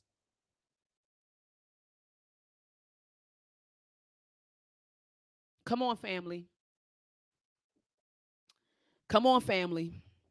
Let me let the Queen Mother in. Queen Mother BJ, you have the floor, Queen Mother. I go in. I start getting in, baby. Everything you said is absolutely needed, and we thank you for breaking it down because what people don't understand is sex is a spiritual connection. And even though society is saying it doesn't mean anything, get in when you're feeling whatever feels right for me, nothing's feeling right for them because they're not connected to anything. And with sex, you always try to make a connection. And the reason why they're promoting it to us is where we've got 70% of single family households. That's 70% of our families is dependent upon one income. We don't have many of our grandmothers, mothers are not there to assist or not even breathing on this planet right now. So you have no, like back in the day, I have grandma, auntie, whoever to get help. So they already know that you are going to be in a permanent underclass, but we're going to try to hypersexualize you so you can get out there and have more of these kids so we can push them into this school to prison pipeline so we could continue to exploit them like we did 500 years ago. And we don't see that connection. I have the right to do, but why are you, the things that you have the right to do is to your own detriment? And then you think it's good.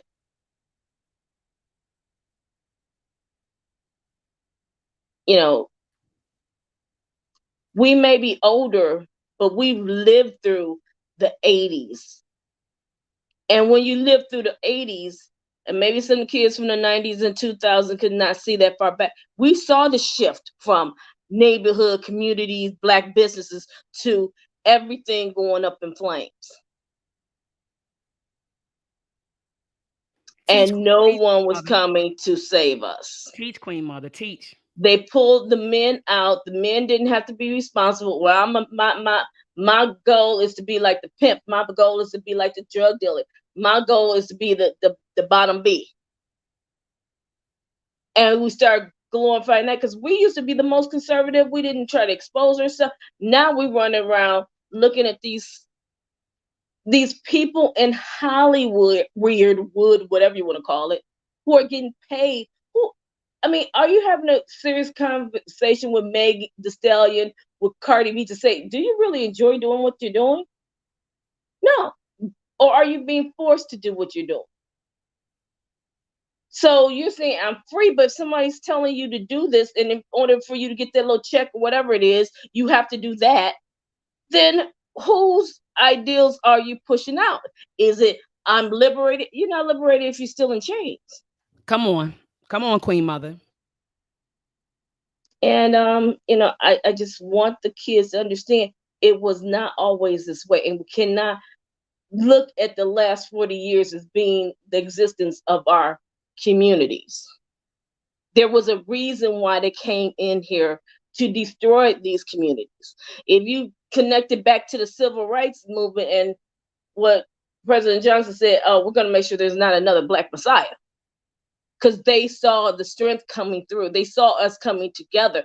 And they said, how can we get rid of this? Throw them drugs in the middle of the community. Throw those guns in the hands of them 13-year-old kids. Because again, you know, it was, if you're 13 or 16, you know, you won't have to go to prison like if I'm 21. So you could get away with that. And, you know, we could still make this money. So then that's how they started luring the babies out there with a gun, shooting each other, shooting up the neighborhoods. And the women followed the money. But nobody talks about how many graves are surrounding all of us with dead bodies and bodies that never were born because of all this. But we want to put on somebody else's labels on our backs and think we've arrived to what? I don't know.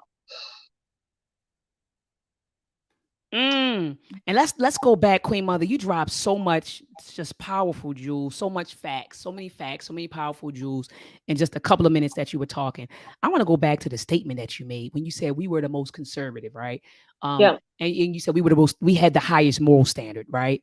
We went from being literally the moral standard of the world to Black women twerking at the Elmina Castle, you know, Black women on BET showing everything, talking about how much of a bad bee she is and how she taking people money. And it's we were like the moral compass, the moral standards of the world. And what we see now, Queen Mother, is what happens when the world is controlled and dominated by a group of people, right? Europeans, a group of people that have a low moral standard, or some people are Dr. Patricia Newton would say no morals at all. That's what happens. Yeah. And that's what we're seeing right now. I remember having a conversation with Baba Baruti. Shout out to my Baba. I said, Baba, sometimes when I wake up, I said, man, it's insanity. We live in an insane, we are experiencing cultural domination and cultural insanity. It's killing, turning on the news every day and hearing about mass shootings and people getting killed is insanity. It's insanity. Hearing about human trafficking, child trafficking, sex trafficking, right? Pedophilia, rape, molestation, hate. It's insanity. And I called him. I said, Bob, I was so heavy, Queen Mother. I said, Baba, I said, God dang it, I'm heavy. I'm hurting right now. I'm tired of experiencing and witnessing cultural insanity. It's insane that we have to sit down with our children and say, be careful because people kidnap and kill children. That's insane. It is that they can't run around down the street on their bicycle and not feel safe. And the reason why they constantly push that, the more you push something on someone, eventually they will break down and start to accept that as the norm. So we know this is what they want. My thing is, if you're seeing this stuff and you're not questioning the stuff and you're accepting it as your norm, then you're not asking the deep enough question. Why are they pushing the stuff? Who benefits from the stuff being pushed? Absolutely. And if it's not you, then we need to stop it. They will put $1 in anybody's hand who's going to destroy our community.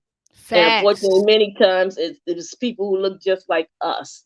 But again, coming through the 80s, we knew what and why it was going on. We didn't know who was Noriega and all that, and it was coming from Iran Contra. It was funny, so we didn't know that part, but we understood why. The problem is now it's become such a norm to these kids that they think this is the only behavior we ever had.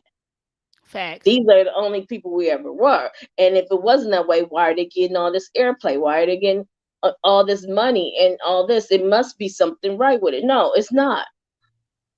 Facts. It's to destroy you. And if you want to be a willing participant in your own destruction, then line right up with it. Facts. Because they want genocide, and it has never stopped.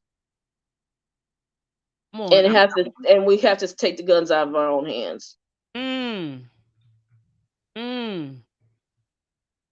I'm up here looking up this book that brother put in here, The Golden Stool, Some Aspects of Conflicts of Culture in Modern Africa. He said that this book, I'm getting ready to get it right now, Warrior. Hold on. Let me see. Oh, 356. That's a good read. It says he talked about it. He put, I'm sorry, Queen Mother. He said, please read The Golden Stool, Some Aspects of Conflict and Cultures in Modern Africa. In this book, it talks about how Europeans created a reverse mindset in African people. Yep. Copy paste. Yeah, I'm getting ready to add this to my list. Yep, it's added to my list. Good looking out. I love when you all come through and drop jewels. Like, go ahead, read this, Dr. Maat. Shoot, always. But Queen Mother, I appreciate you coming on.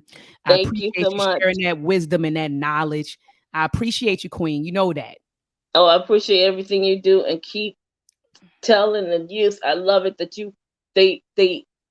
they are gravitating to you because they're gravitating towards the truth and they craving it. And it's wonderful that you're there to help guide them in the right direction because they want to go in the right direction. They do. Some of them just don't know how because they've never seen it. Facts. I agree with you 1,000%. They're hungry for it. Yes. They're hungry for it. And I they always say when a student, the African proverb says that when the student is ready, the teacher shall appear. And so the ones that are ready for it, I make sure that I feed them as much as I can when they show up. But peace and love to you, Queen Mother. I appreciate you coming through, and I'll see you the next time. Okay, peace and blessing in y'all. Peace and blessings. 35 Eastman, peace and love to you, 35 Eastman. Hello, my name is Beverly. Oh, okay. I'm just looking at your it says 35. Yeah. Peace and love to you, beloved. How are you, Miss Beverly? I'm good. Thank you very much. I had more of a question Yes, for ma'am. you. Yes, ma'am. I guess I'm on a journey here. Okay. Since 2020. I grew up Christian. My family is heavily into the church. Parents, preachers, siblings, preachers. So just now getting the knowledge that you're giving and all this stuff has been new to me for the past 3 years being on this journey. What's been real for what's not real, right? So So, anyways, I homeschool. I have 2 boys, 8 and 5, right? And so I'm trying to be very conscious of them and what's going on with our society. So, what I want to know is, listening to the conversation that you were having with your son, how do I get across to them, like, it's important for them to, when they get older, marry a Black woman? Like, me and my husband go back and forth because he's like, how can you kind of control that? You know what I mean? But I'm Right. trying to like get little nuggets on how it's very important to protect Black women because we are the least unprotected, and it's very important to have a Black family and pouring out to our community. Because I'm in Massachusetts, and yes, there's Black people around here, but we're in a lot of white circles, I would say, when doing different things, activities.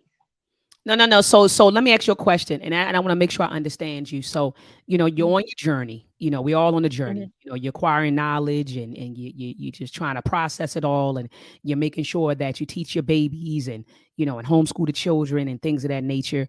And you want to instill in your children or your sons, particularly because you said a Black woman, bring home a Black woman. And really, really good question. And you're saying, do you live in a predominantly white community? Or are you just saying that you just go out places and like, is your child, well, you homeschool, but you're saying that the activities that your child or your son is involved in, you're saying that it's like a predominantly white community? The community I'm in, the city I'm in, I will say it's the diverse, right? But some of the circles that we go in, it's predominantly white. So for instance, I'll just give you an example. I'm in jiu-jitsu, predominantly white Brazilian. You do not have many Black people in the sport. Number one, I think because of the cost of it, it's very expensive, right? So now they're in something that, they're the only 2 Black boys, things like that, basically. Okay. So got you.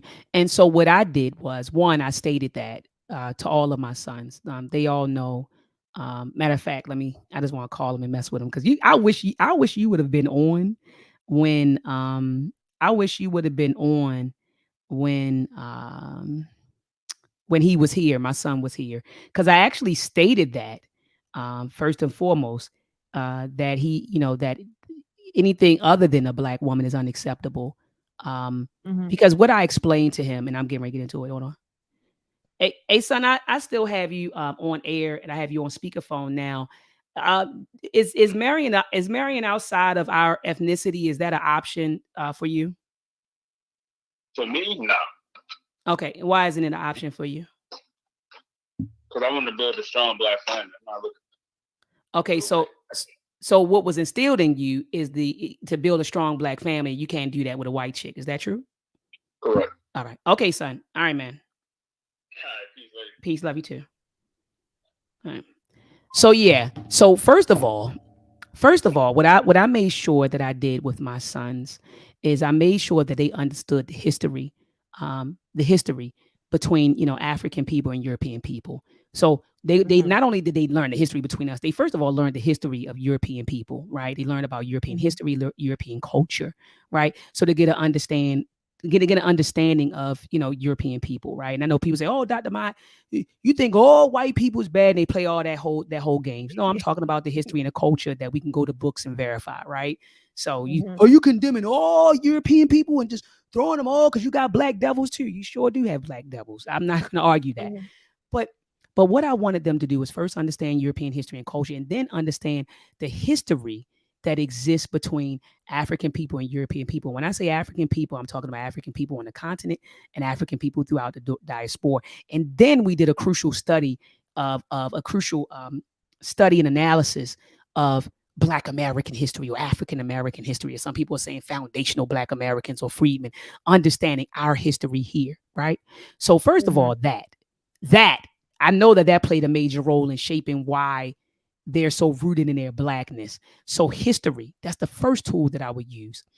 The second tool that I would use is, first of all, I would talk about the village, the family, the importance of establishing a family with someone who looks like you and stressing to him the value of that.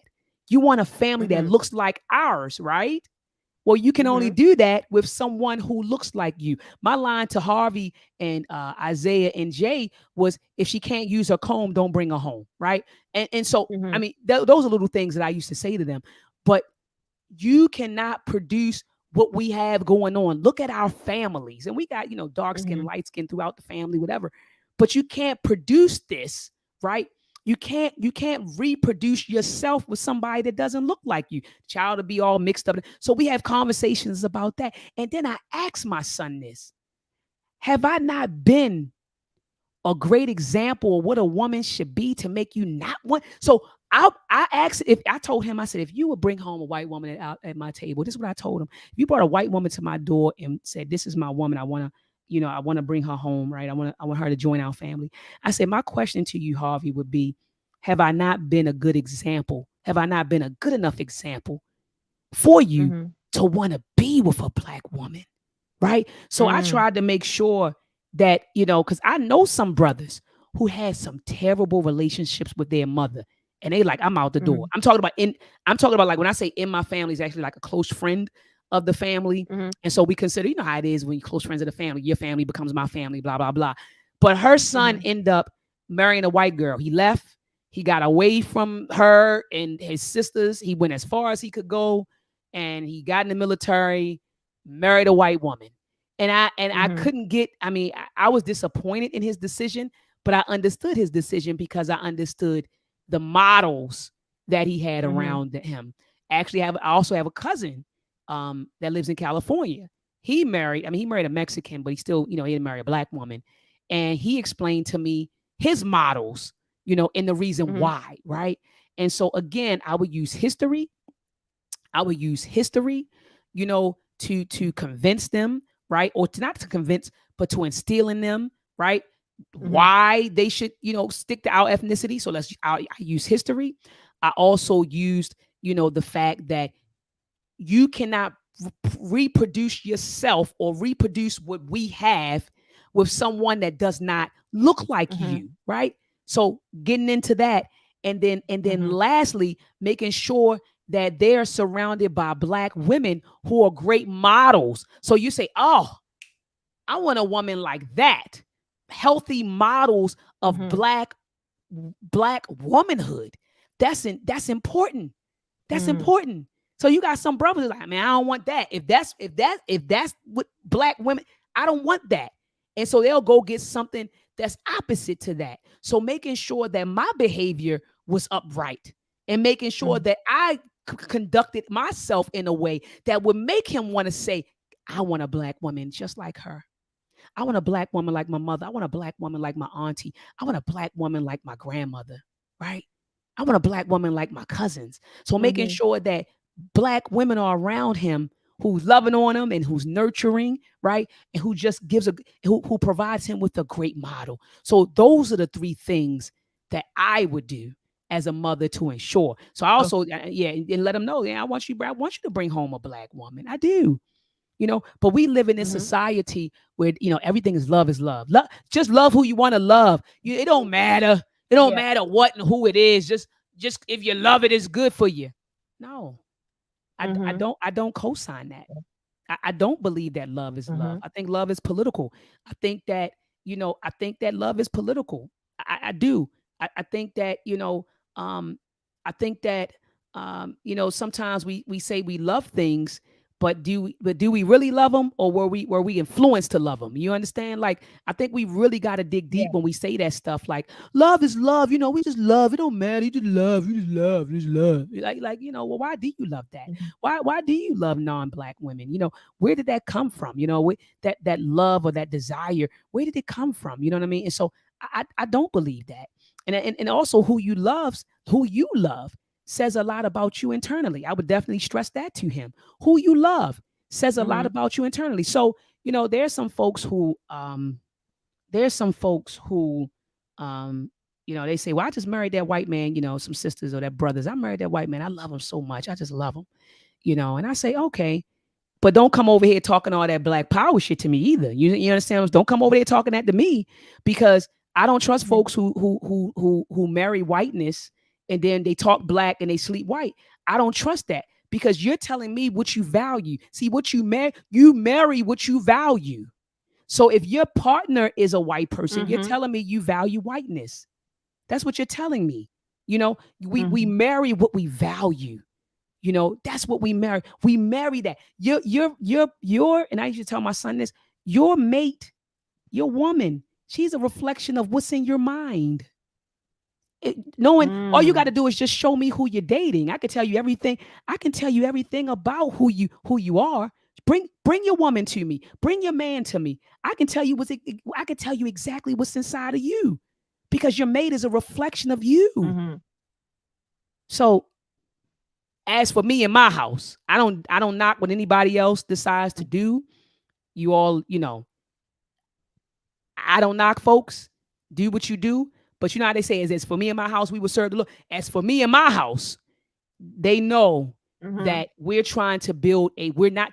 are building a strong black family. And you can only do that with someone who looks like you, someone who looks like us, right? As for me and my house, people can move the way they want to move. That's your right. That's your prerogative. But as for me and mine, they already know that when that woman hits that threshold, when she hits the threshold, she better be a woman that's inside of our ethnicity.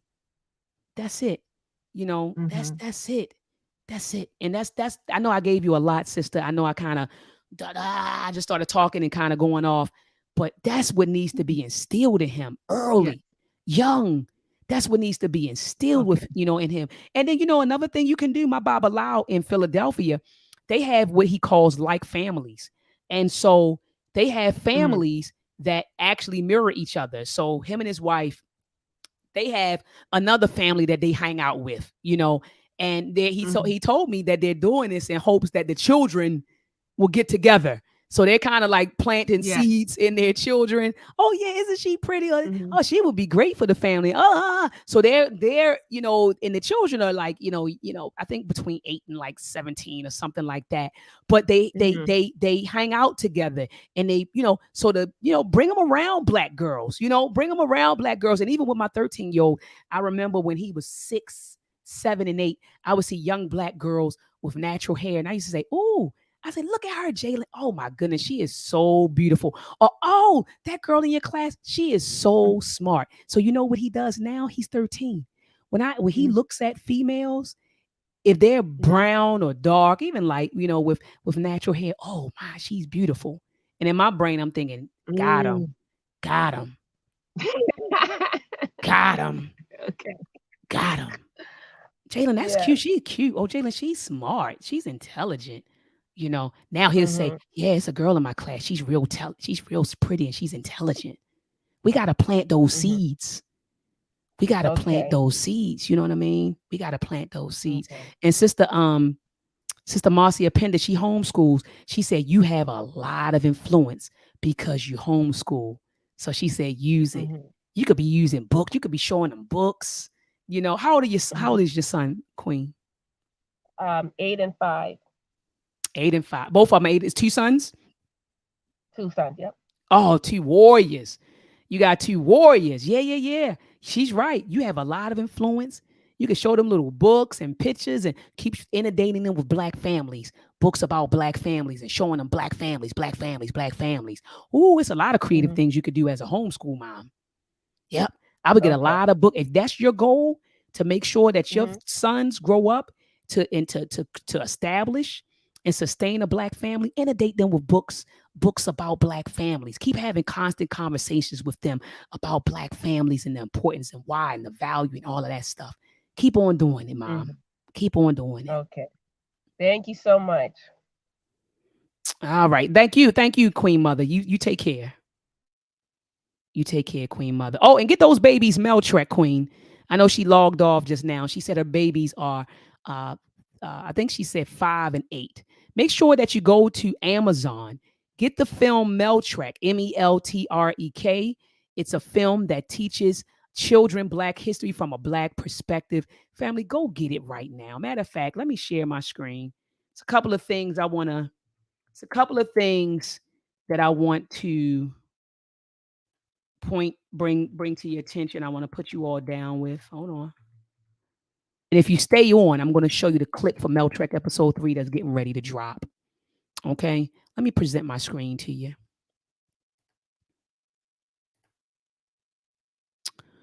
Entire screen. Here we go. Let me share my audio. There we go, family. Get Meltrek for your babies. Get Meltrek episode 1 and 2 for your babies. It's on Amazon Prime. You can get it today. It teaches Black history from a Black perspective. So you want to center your child in Blackness. You want to strengthen your child's Africanity. Make sure you get Meltrek for your babies. Meltrek episode 1 teaches our children that our history does not begin with slavery. I see you, Naga Priest. Naga Priest said, what did he say? He said, Doc, my son's listening. He said, you giving up their secrets. Peace and love, Naga Priest. But yeah, family, Meltrek episode 1, Exploring Ancient Africa, teaches our babies that our history does not begin with slavery. You know, it teaches our babies that African people are the mothers and fathers of civilization. And we teach them about the greatness of Africa, the greatness of our ancestors, the things that we established, the great civilization and kingdoms that we established. Make sure you get that for your children. We also use hip hop as a tool to teach and to keep the babies, engaged and captivated while they're learning. So make sure you get Meltrek episode 1. Meltrek episode 2, Exploring the Pre-Columbian Americas, teaches our babies about the Black and brown presence that was in the Americas prior to Christopher Columbus. Okay, so we want our babies to understand that America hasn't always been dominated by European people, Spanish and all those folks, European folks, Anglo-Saxon males and all of that. At one time, America had, some people say Black people, some people say brown people, but there were indigenous people here who were melanated, EU melanated. I know people just say melanated, but hold on, please know that there are 2 types of melanin. So we got to be careful. Some folks say white folks don't have melanin. Yes, they do. We have what's called eumelanin. They have something called pheomelanin. I think it's pheomelanin. You can Google what I'm saying to you, the types of melanin. So I always say these were melanated people, melanated people, all right, that was in America. And were they these barbaric people that European historians would want you to believe? No, these people, they established their own civilizations. They had writing systems. They practiced math and religion, and they built communities here in America. Hell, they helped the Europeans survive when they came over here, right? Had them survive, helped them to survive when they came over here, family. And shout out to Sister Marcia Pender, man. Shout out to her. She just said the music is so catchy. She said my kids used to sing those songs all the time, especially to their friends. It made learning very fun for them. They are fighting over who will get my copies when they have kids. And shout out to this sister, man. This sister warrior, man. This sister right here, when I say she's putting in work, she has her own homeschool. And she teaches people how to homeschool. She has a page on Facebook. Hit her up. If you need help and assistance with homeschooling, hit up Sister Marcia Pender. She's accessible and she's right on Facebook. And when I say that her children are phenomenal, family, go back and listen to the latest Read Book Club discussions. Her children, some of her students are her children. We had a dynamite discussions about the last book that we've read. I'm looking at it. What was it? It wasn't The Color of Law. Oh, They Were Her Property by Dr. Stephanie E. Jones Rogers. Very articulate and intelligent young people. And so for her to say I got Meltrek and my kids loved it is an honor. That's how powerful this sister is. Family, make sure that you get Meltrek. Make sure that you get Meltrek. Make sure that you get it. And what I'm going to do, because, since you all have been so good to me, you've been sitting tight, I'm going to show you a clip from Meltrek episode 1. Let me show you a clip from Meltrek episode 3. First, I'm going to show you the trailer for Meltrek episode 3. It's called Meltrek Exploring the Ma'afa, the Arrival of the Portuguese. This is coming out in August, family. Hold on. I'm going to play this for you. And then I'm going to play the opening scene for you. Okay? For Meltrek episode 3. Family, make sure you get it. Make sure you get it. I'm telling you, it's going to, when I say this is going to blow, this is going to blow. Family, make sure you get it. This is Meltrek, the trailer for episode 3, and then I'm going to show you the opening scene. Oh, here we go, family. You see it first because you're family. I'm showing this to you first because you're family. Here we go.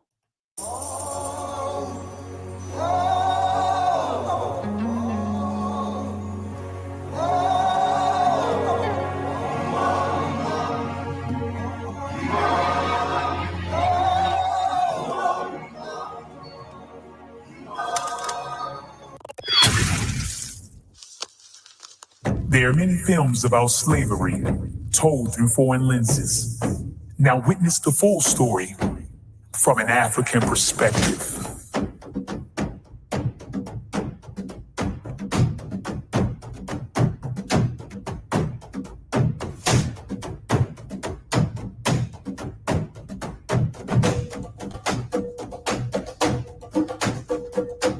How did slavery in Africa begin?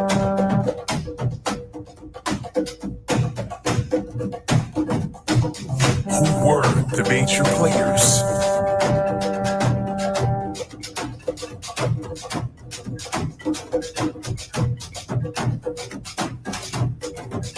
Who resisted?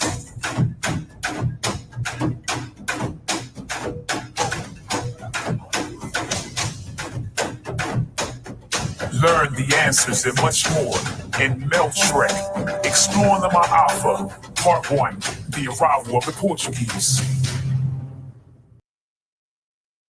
Family, I'm not playing around, family. When I talk about educating Black children, I'm serious about this. And see, Sister Marcia can attest to the quality of the animation. The quality of the animation looking a much, much better. We're using 3D backgrounds, family. You're getting ready to get high quality high quality animation. A lot of money is going into this project. Thousands is going into this project. All right. And just candidly speaking, I took a second mortgage out to bring this to you. So make sure when this project drops, you have my back. Make sure when this project drops, you have my back. All right, family, I'm getting ready to show you the opening scene for Meltrek episode 3. You see it first because you're family. And when I tell you that making this film was very heavy for me, just watching the stuff and conveying it and writing about it and doing the research and making sure everything was right and exact, and then going through the visuals and discussing what I want to see. And it's heavy. I reached out to Baba Baruti and I sent him a message. I said, Baba, this is heavy. Me talking about the Ma'afa, this is heavy. This is heavy for me. I'm getting ready to show you a clip, family. Here we go. Getting ready to show you. Hold on. Present. This is the scene, family. It's so heavy for me. Heavy. I've cried in meetings, all kinds of stuff. I had to describe the dungeons and I cried. You're looking at it right now, family. You've seen it first with Dr. Maat, Meltrek exploring the Ma'afa. This is the opening scene. Approximately 300,000 years ago, the first men and women emerged in Africa. These humans produced clans that learned how to make tools, fire, hunt, and cook. Around 160,000 years rough, ago, y'all. It's still an rough. ice age occurred that caused ocean levels to drop and droughts in Africa, which forced clans to migrate to southern Africa in search of resources. Matter of fact, this is the one I want to play. I don't want to play this one. Was this one or was it this one? It might have been this one. I think it was this one. Yeah, it was this one. It was this one. It was this one. My bad. Still rough. Approximately 300,000 years ago, the first men and women emerged in Africa. These humans produced clans that learned how to make tools, fire, hunt, and cook. Around 160,000 years ago, an ice age occurred that caused ocean levels to drop and droughts in Africa, which forced clans to migrate to southern Africa in search of resources. Around 100,000 to 60,000 years ago, clans began to migrate out of Africa, which eventually led to the human colonization of the planet. Back in Africa, nations grew and evolved. They developed writing, science, technology, engineering, art, mathematics, spiritual systems, and philosophy until the Ma'afa. Look at that, family, honoring the Queen Mother. Did y'all see that? Hold on, let me take it back. That was fast. Look at this. Look at this. I know that was fast. Let me go back. Who do we honor at the end? We named it the Ma'afa. Why did we name it at the Ma'afa? Because Mama Marimba Annie, she coined the term Ma'afa, which she said is a Swahili word, which means the great disaster, right? And she used this word to describe the era of colonization and enslavement of African people. We honored the Queen Mother. We honored the Queen Mother, family. Hold on, let me show y'all a little bit more. Show y'all a little bit more. Not playing around, family. Hold on.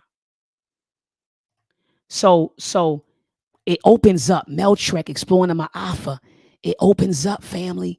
It opens up. You see what I'm saying? With understanding that no, Africa wasn't perfect. No, we're not romanticizing Africa. Africa had its issues. Africa had its issues, but there were a lot. Africa was growing. Africa was developing.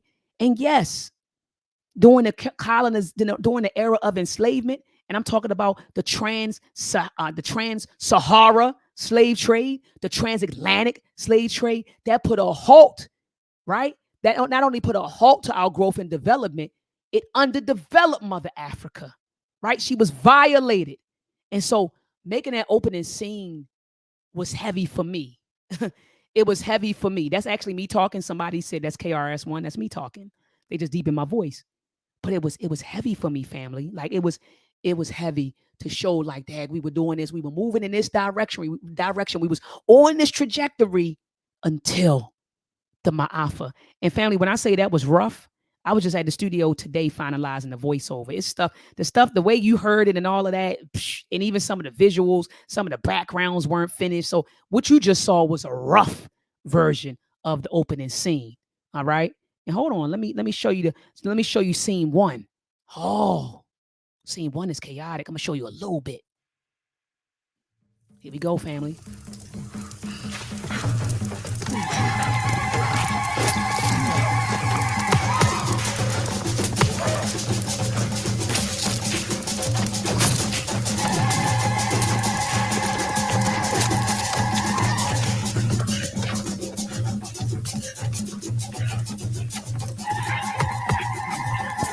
Very rough. Very rough.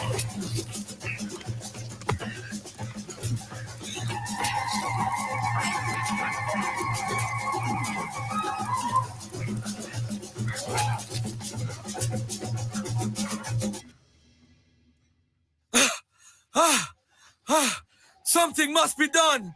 My village is being attacked and destroyed. I have to save my people. I will go to the Orishas for guidance. Let me stop it right there. Did y'all see this? He's talking about Orishas. Your child is going to be learning about African spirituality. Look what the brother has around his neck. The Inyami, only God symbol. Do you see what your child is being exposed to? I'll go to the Orishas. He didn't say I'm going to Jesus, right? Or Jehovah Jireh. Hold on.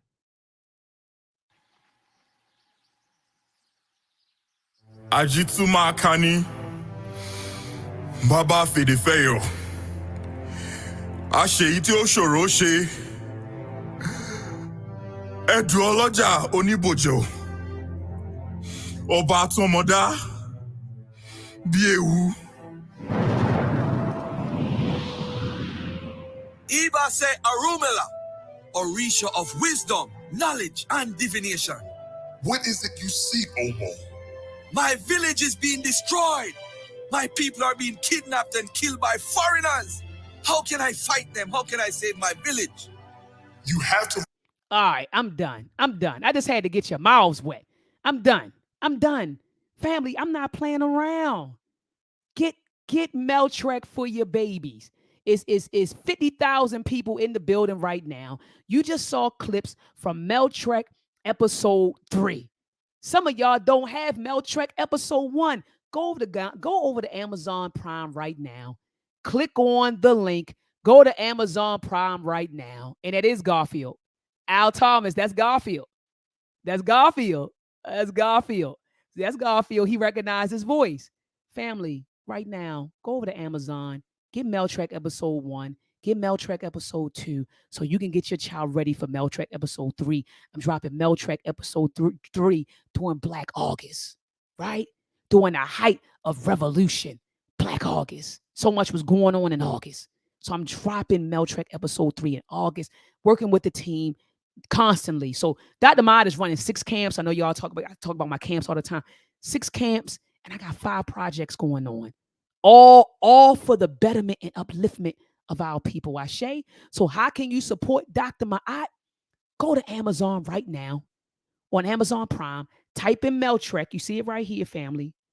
Type in Meltrek, Meltrek, Meltrek. Grab Meltrek episode 1 and episode 2. Get your kid caught up.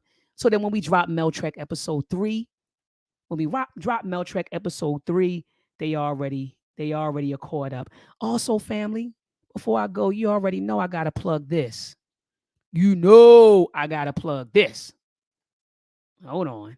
Get your son enrolled in this. Let me drop a link in the chat. Make sure you get your son enrolled in the Asafo training camp. It starts on July the 30th. Make sure that your son is enrolled. I got parents from around the country that are coming to Baltimore to give their son this experience. And I'm going to keep it a buck with you. We only have 20 slots. And I think about 13, 14 of those slots are gone. So shout out to those parents. I got parents from around the country who said, I'm going to come and post up in Baltimore. I'm going to come and post up in Baltimore to ensure that my son get exposed to the Asafo training camp. Shout out to those parents. So if you didn't enroll your child, you might want to do it, or your son, you might want to do it ASAP. So here we go. Check us out. Check us out. I say who we say Asafo, who we. Your goal is to become a successful one. You want to be prepared. You're going to do some push-ups. You are going to do some push-ups this entire week. You're going to do some running this entire week. You're going to learn to have some fun. You're going to do some self-defense this entire week. You're going to learn some survival things this entire week. And what I witnessed was men pouring into our future men, because iron sharpens iron. Ashe? It's going to be a packed week, 9 to 5. Family. I say who we. Family, we're not playing around. We're going to have a Goji camp for the young girls next summer. We're not playing around. Look at this. We're focusing on character development, critical thinking, physical fitness, self-defense. We have a graduation day. Parents are loving it. I dropped the link to the chat, family. Make sure that you get your son enrolled in the Asafo training camp. Make sure you do that. Then also, family, you know I'm going to Ghana, right? Dr. Maat is going to Ghana, and I want you to roll with me. I want you to come with me. Oh, can I go to Ghana with Dr. Maat? You sure can. And so here it is, family. We're going back to Ghana. We're going to Ghana. I'm getting ready to share my screen, share my window. We're going to Ghana, family. Join me. We'll be in Ghana. The dates are from March the 15th to March the 26th. We'll be in Ghana. It's a $500 deposit. Where are we going, family? We're going to all of the dungeons, all of the castles. We're going to the museums. You're going to see it all. We're going to where our ancestors took their last bath, right? We're going to go through, it's a area, Jamestown. We're going to go through there where after slavery, there was a tunnel that they built underground to continue the slave trade or the captive, the human trafficking operation. They built a tunnel. I'm going to go down, family, for the first time in the tunnel. I'm going to pour libations. I'm going to pray. I'm going to call out the names of our ancestors. Be with me, family. Come on this spiritual journey with me, family. Come on this spiritual journey with me. All you have to do is email NSA Creation, that's NSAA creation @gmail.com. And I think, yep, it's actually at the bottom right corner, but I'm going to drop her email address in the chat. I'm going to also put it on the screen. All you have to do is just say, Sister Marjorie, I want to go to Ghana with Dr. Maat. She told me that I had to put down $500, and you're in there like swimwear, okay? And we're going to be having some interesting conversations on the buses, you know, at the sites. We're going to go to restaurants. We're going to chill. We're going to kick back. We're going to break bread. You're going to meet my family because my family's going to be on the trip. We're going to have a naming ceremony. One of my instructors from the Conscious Ingenuity trip was going to be on. Conscious Ingenuity program. He's going to be on the trip. Family, be in the building. insacreation@gmail.com. $500 deposit. Come to Ghana with me. Come to Ghana with me, family. Let's learn and let's grow together. All right, family. I know that I didn't ran my mouth enough. I know y'all said this woman that had her son on for an hour and a half, and then she stayed back for an extra 30 minutes to tell us about all of the stuff that she has going on. Family, I will be live again. I will be live again on Sunday at 12 noon. I will be live again on Sunday at 12 noon, okay? All right?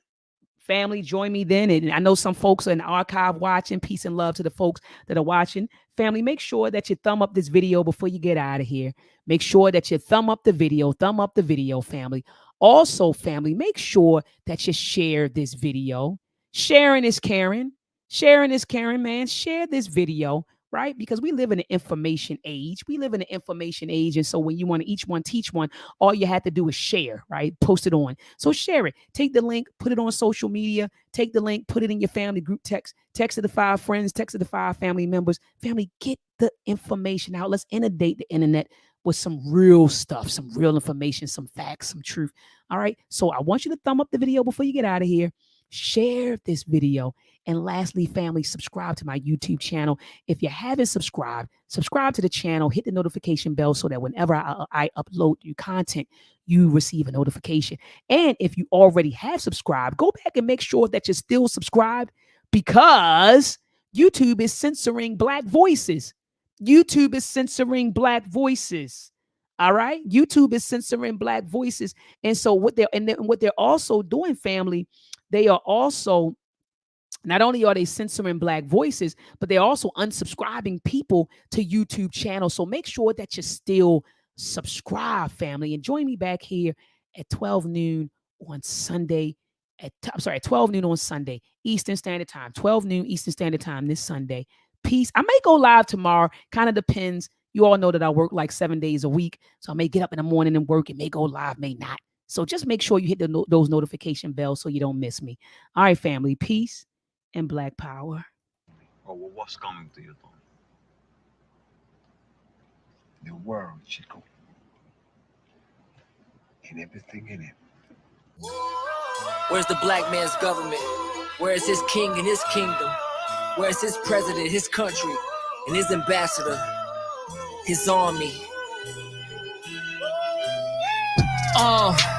I'm protected by the ancestors. Voodoo runs in my bloodline. Don't tell me nothing about the damn devil. Yeah, cool, got you fearing you. No religion, but I'm spiritual. The man used it as propaganda to divide us all. I'm just giving truth. The earth in fear with the black man. The earth in love with the black man. Even down to our fashion. They take the culture, then cash in. What you know about Gary Morgan? What you know about Richard Spikes? Your luxury car wouldn't have a shift. Your intersection wouldn't have a light. All praise to the black woman. See, without her, you wouldn't have a life. Have respect. Find yourself disrespecting her, then we at your neck.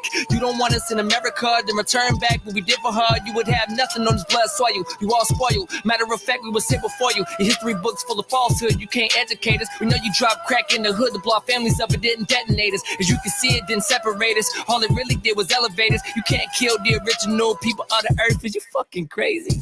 I am a god in the flesh. I got the blood of a slave. Look at the black on my skin. A beautiful color of shade. Don't be discouraged to say black is black gorgeous. Black is black flawless. Black is black power. I am a god in the flesh. I got the blood of a slave. Look at the black on my skin, a beautiful color of shade. Don't be discouraged to say, black is black gorgeous, black is black flawless, black is black power. I'm Nat Turner with the smoking gun. Change a comb when the sermon stop. The pastor telling me to keep praying, life telling me to buy a Glock. The news tells us it's our fault when we shot down by the cops. We're witnessing a modern day lynching. No ropes when they tie the knot. Look at you trying to buy a watch. Look at them finna buy your block, then put you out. Starbucks on your corner, that's how they push you out. Then raise the price. Grandma lived there for years, every day of life. Now she forced to undersell. The system built for you to stay confined. I am a God in the flesh. I got the blood of a slave. Look at the black on my skin, a beautiful color of shade. Don't be discouraged to say, black is black gorgeous, black is black flawless, black is black power. I am a God in the flesh. I got the blood of a slave. Look at the black on my skin, a beautiful color of shade. Don't be discouraged to say, black is black gorgeous, black is black flawless, black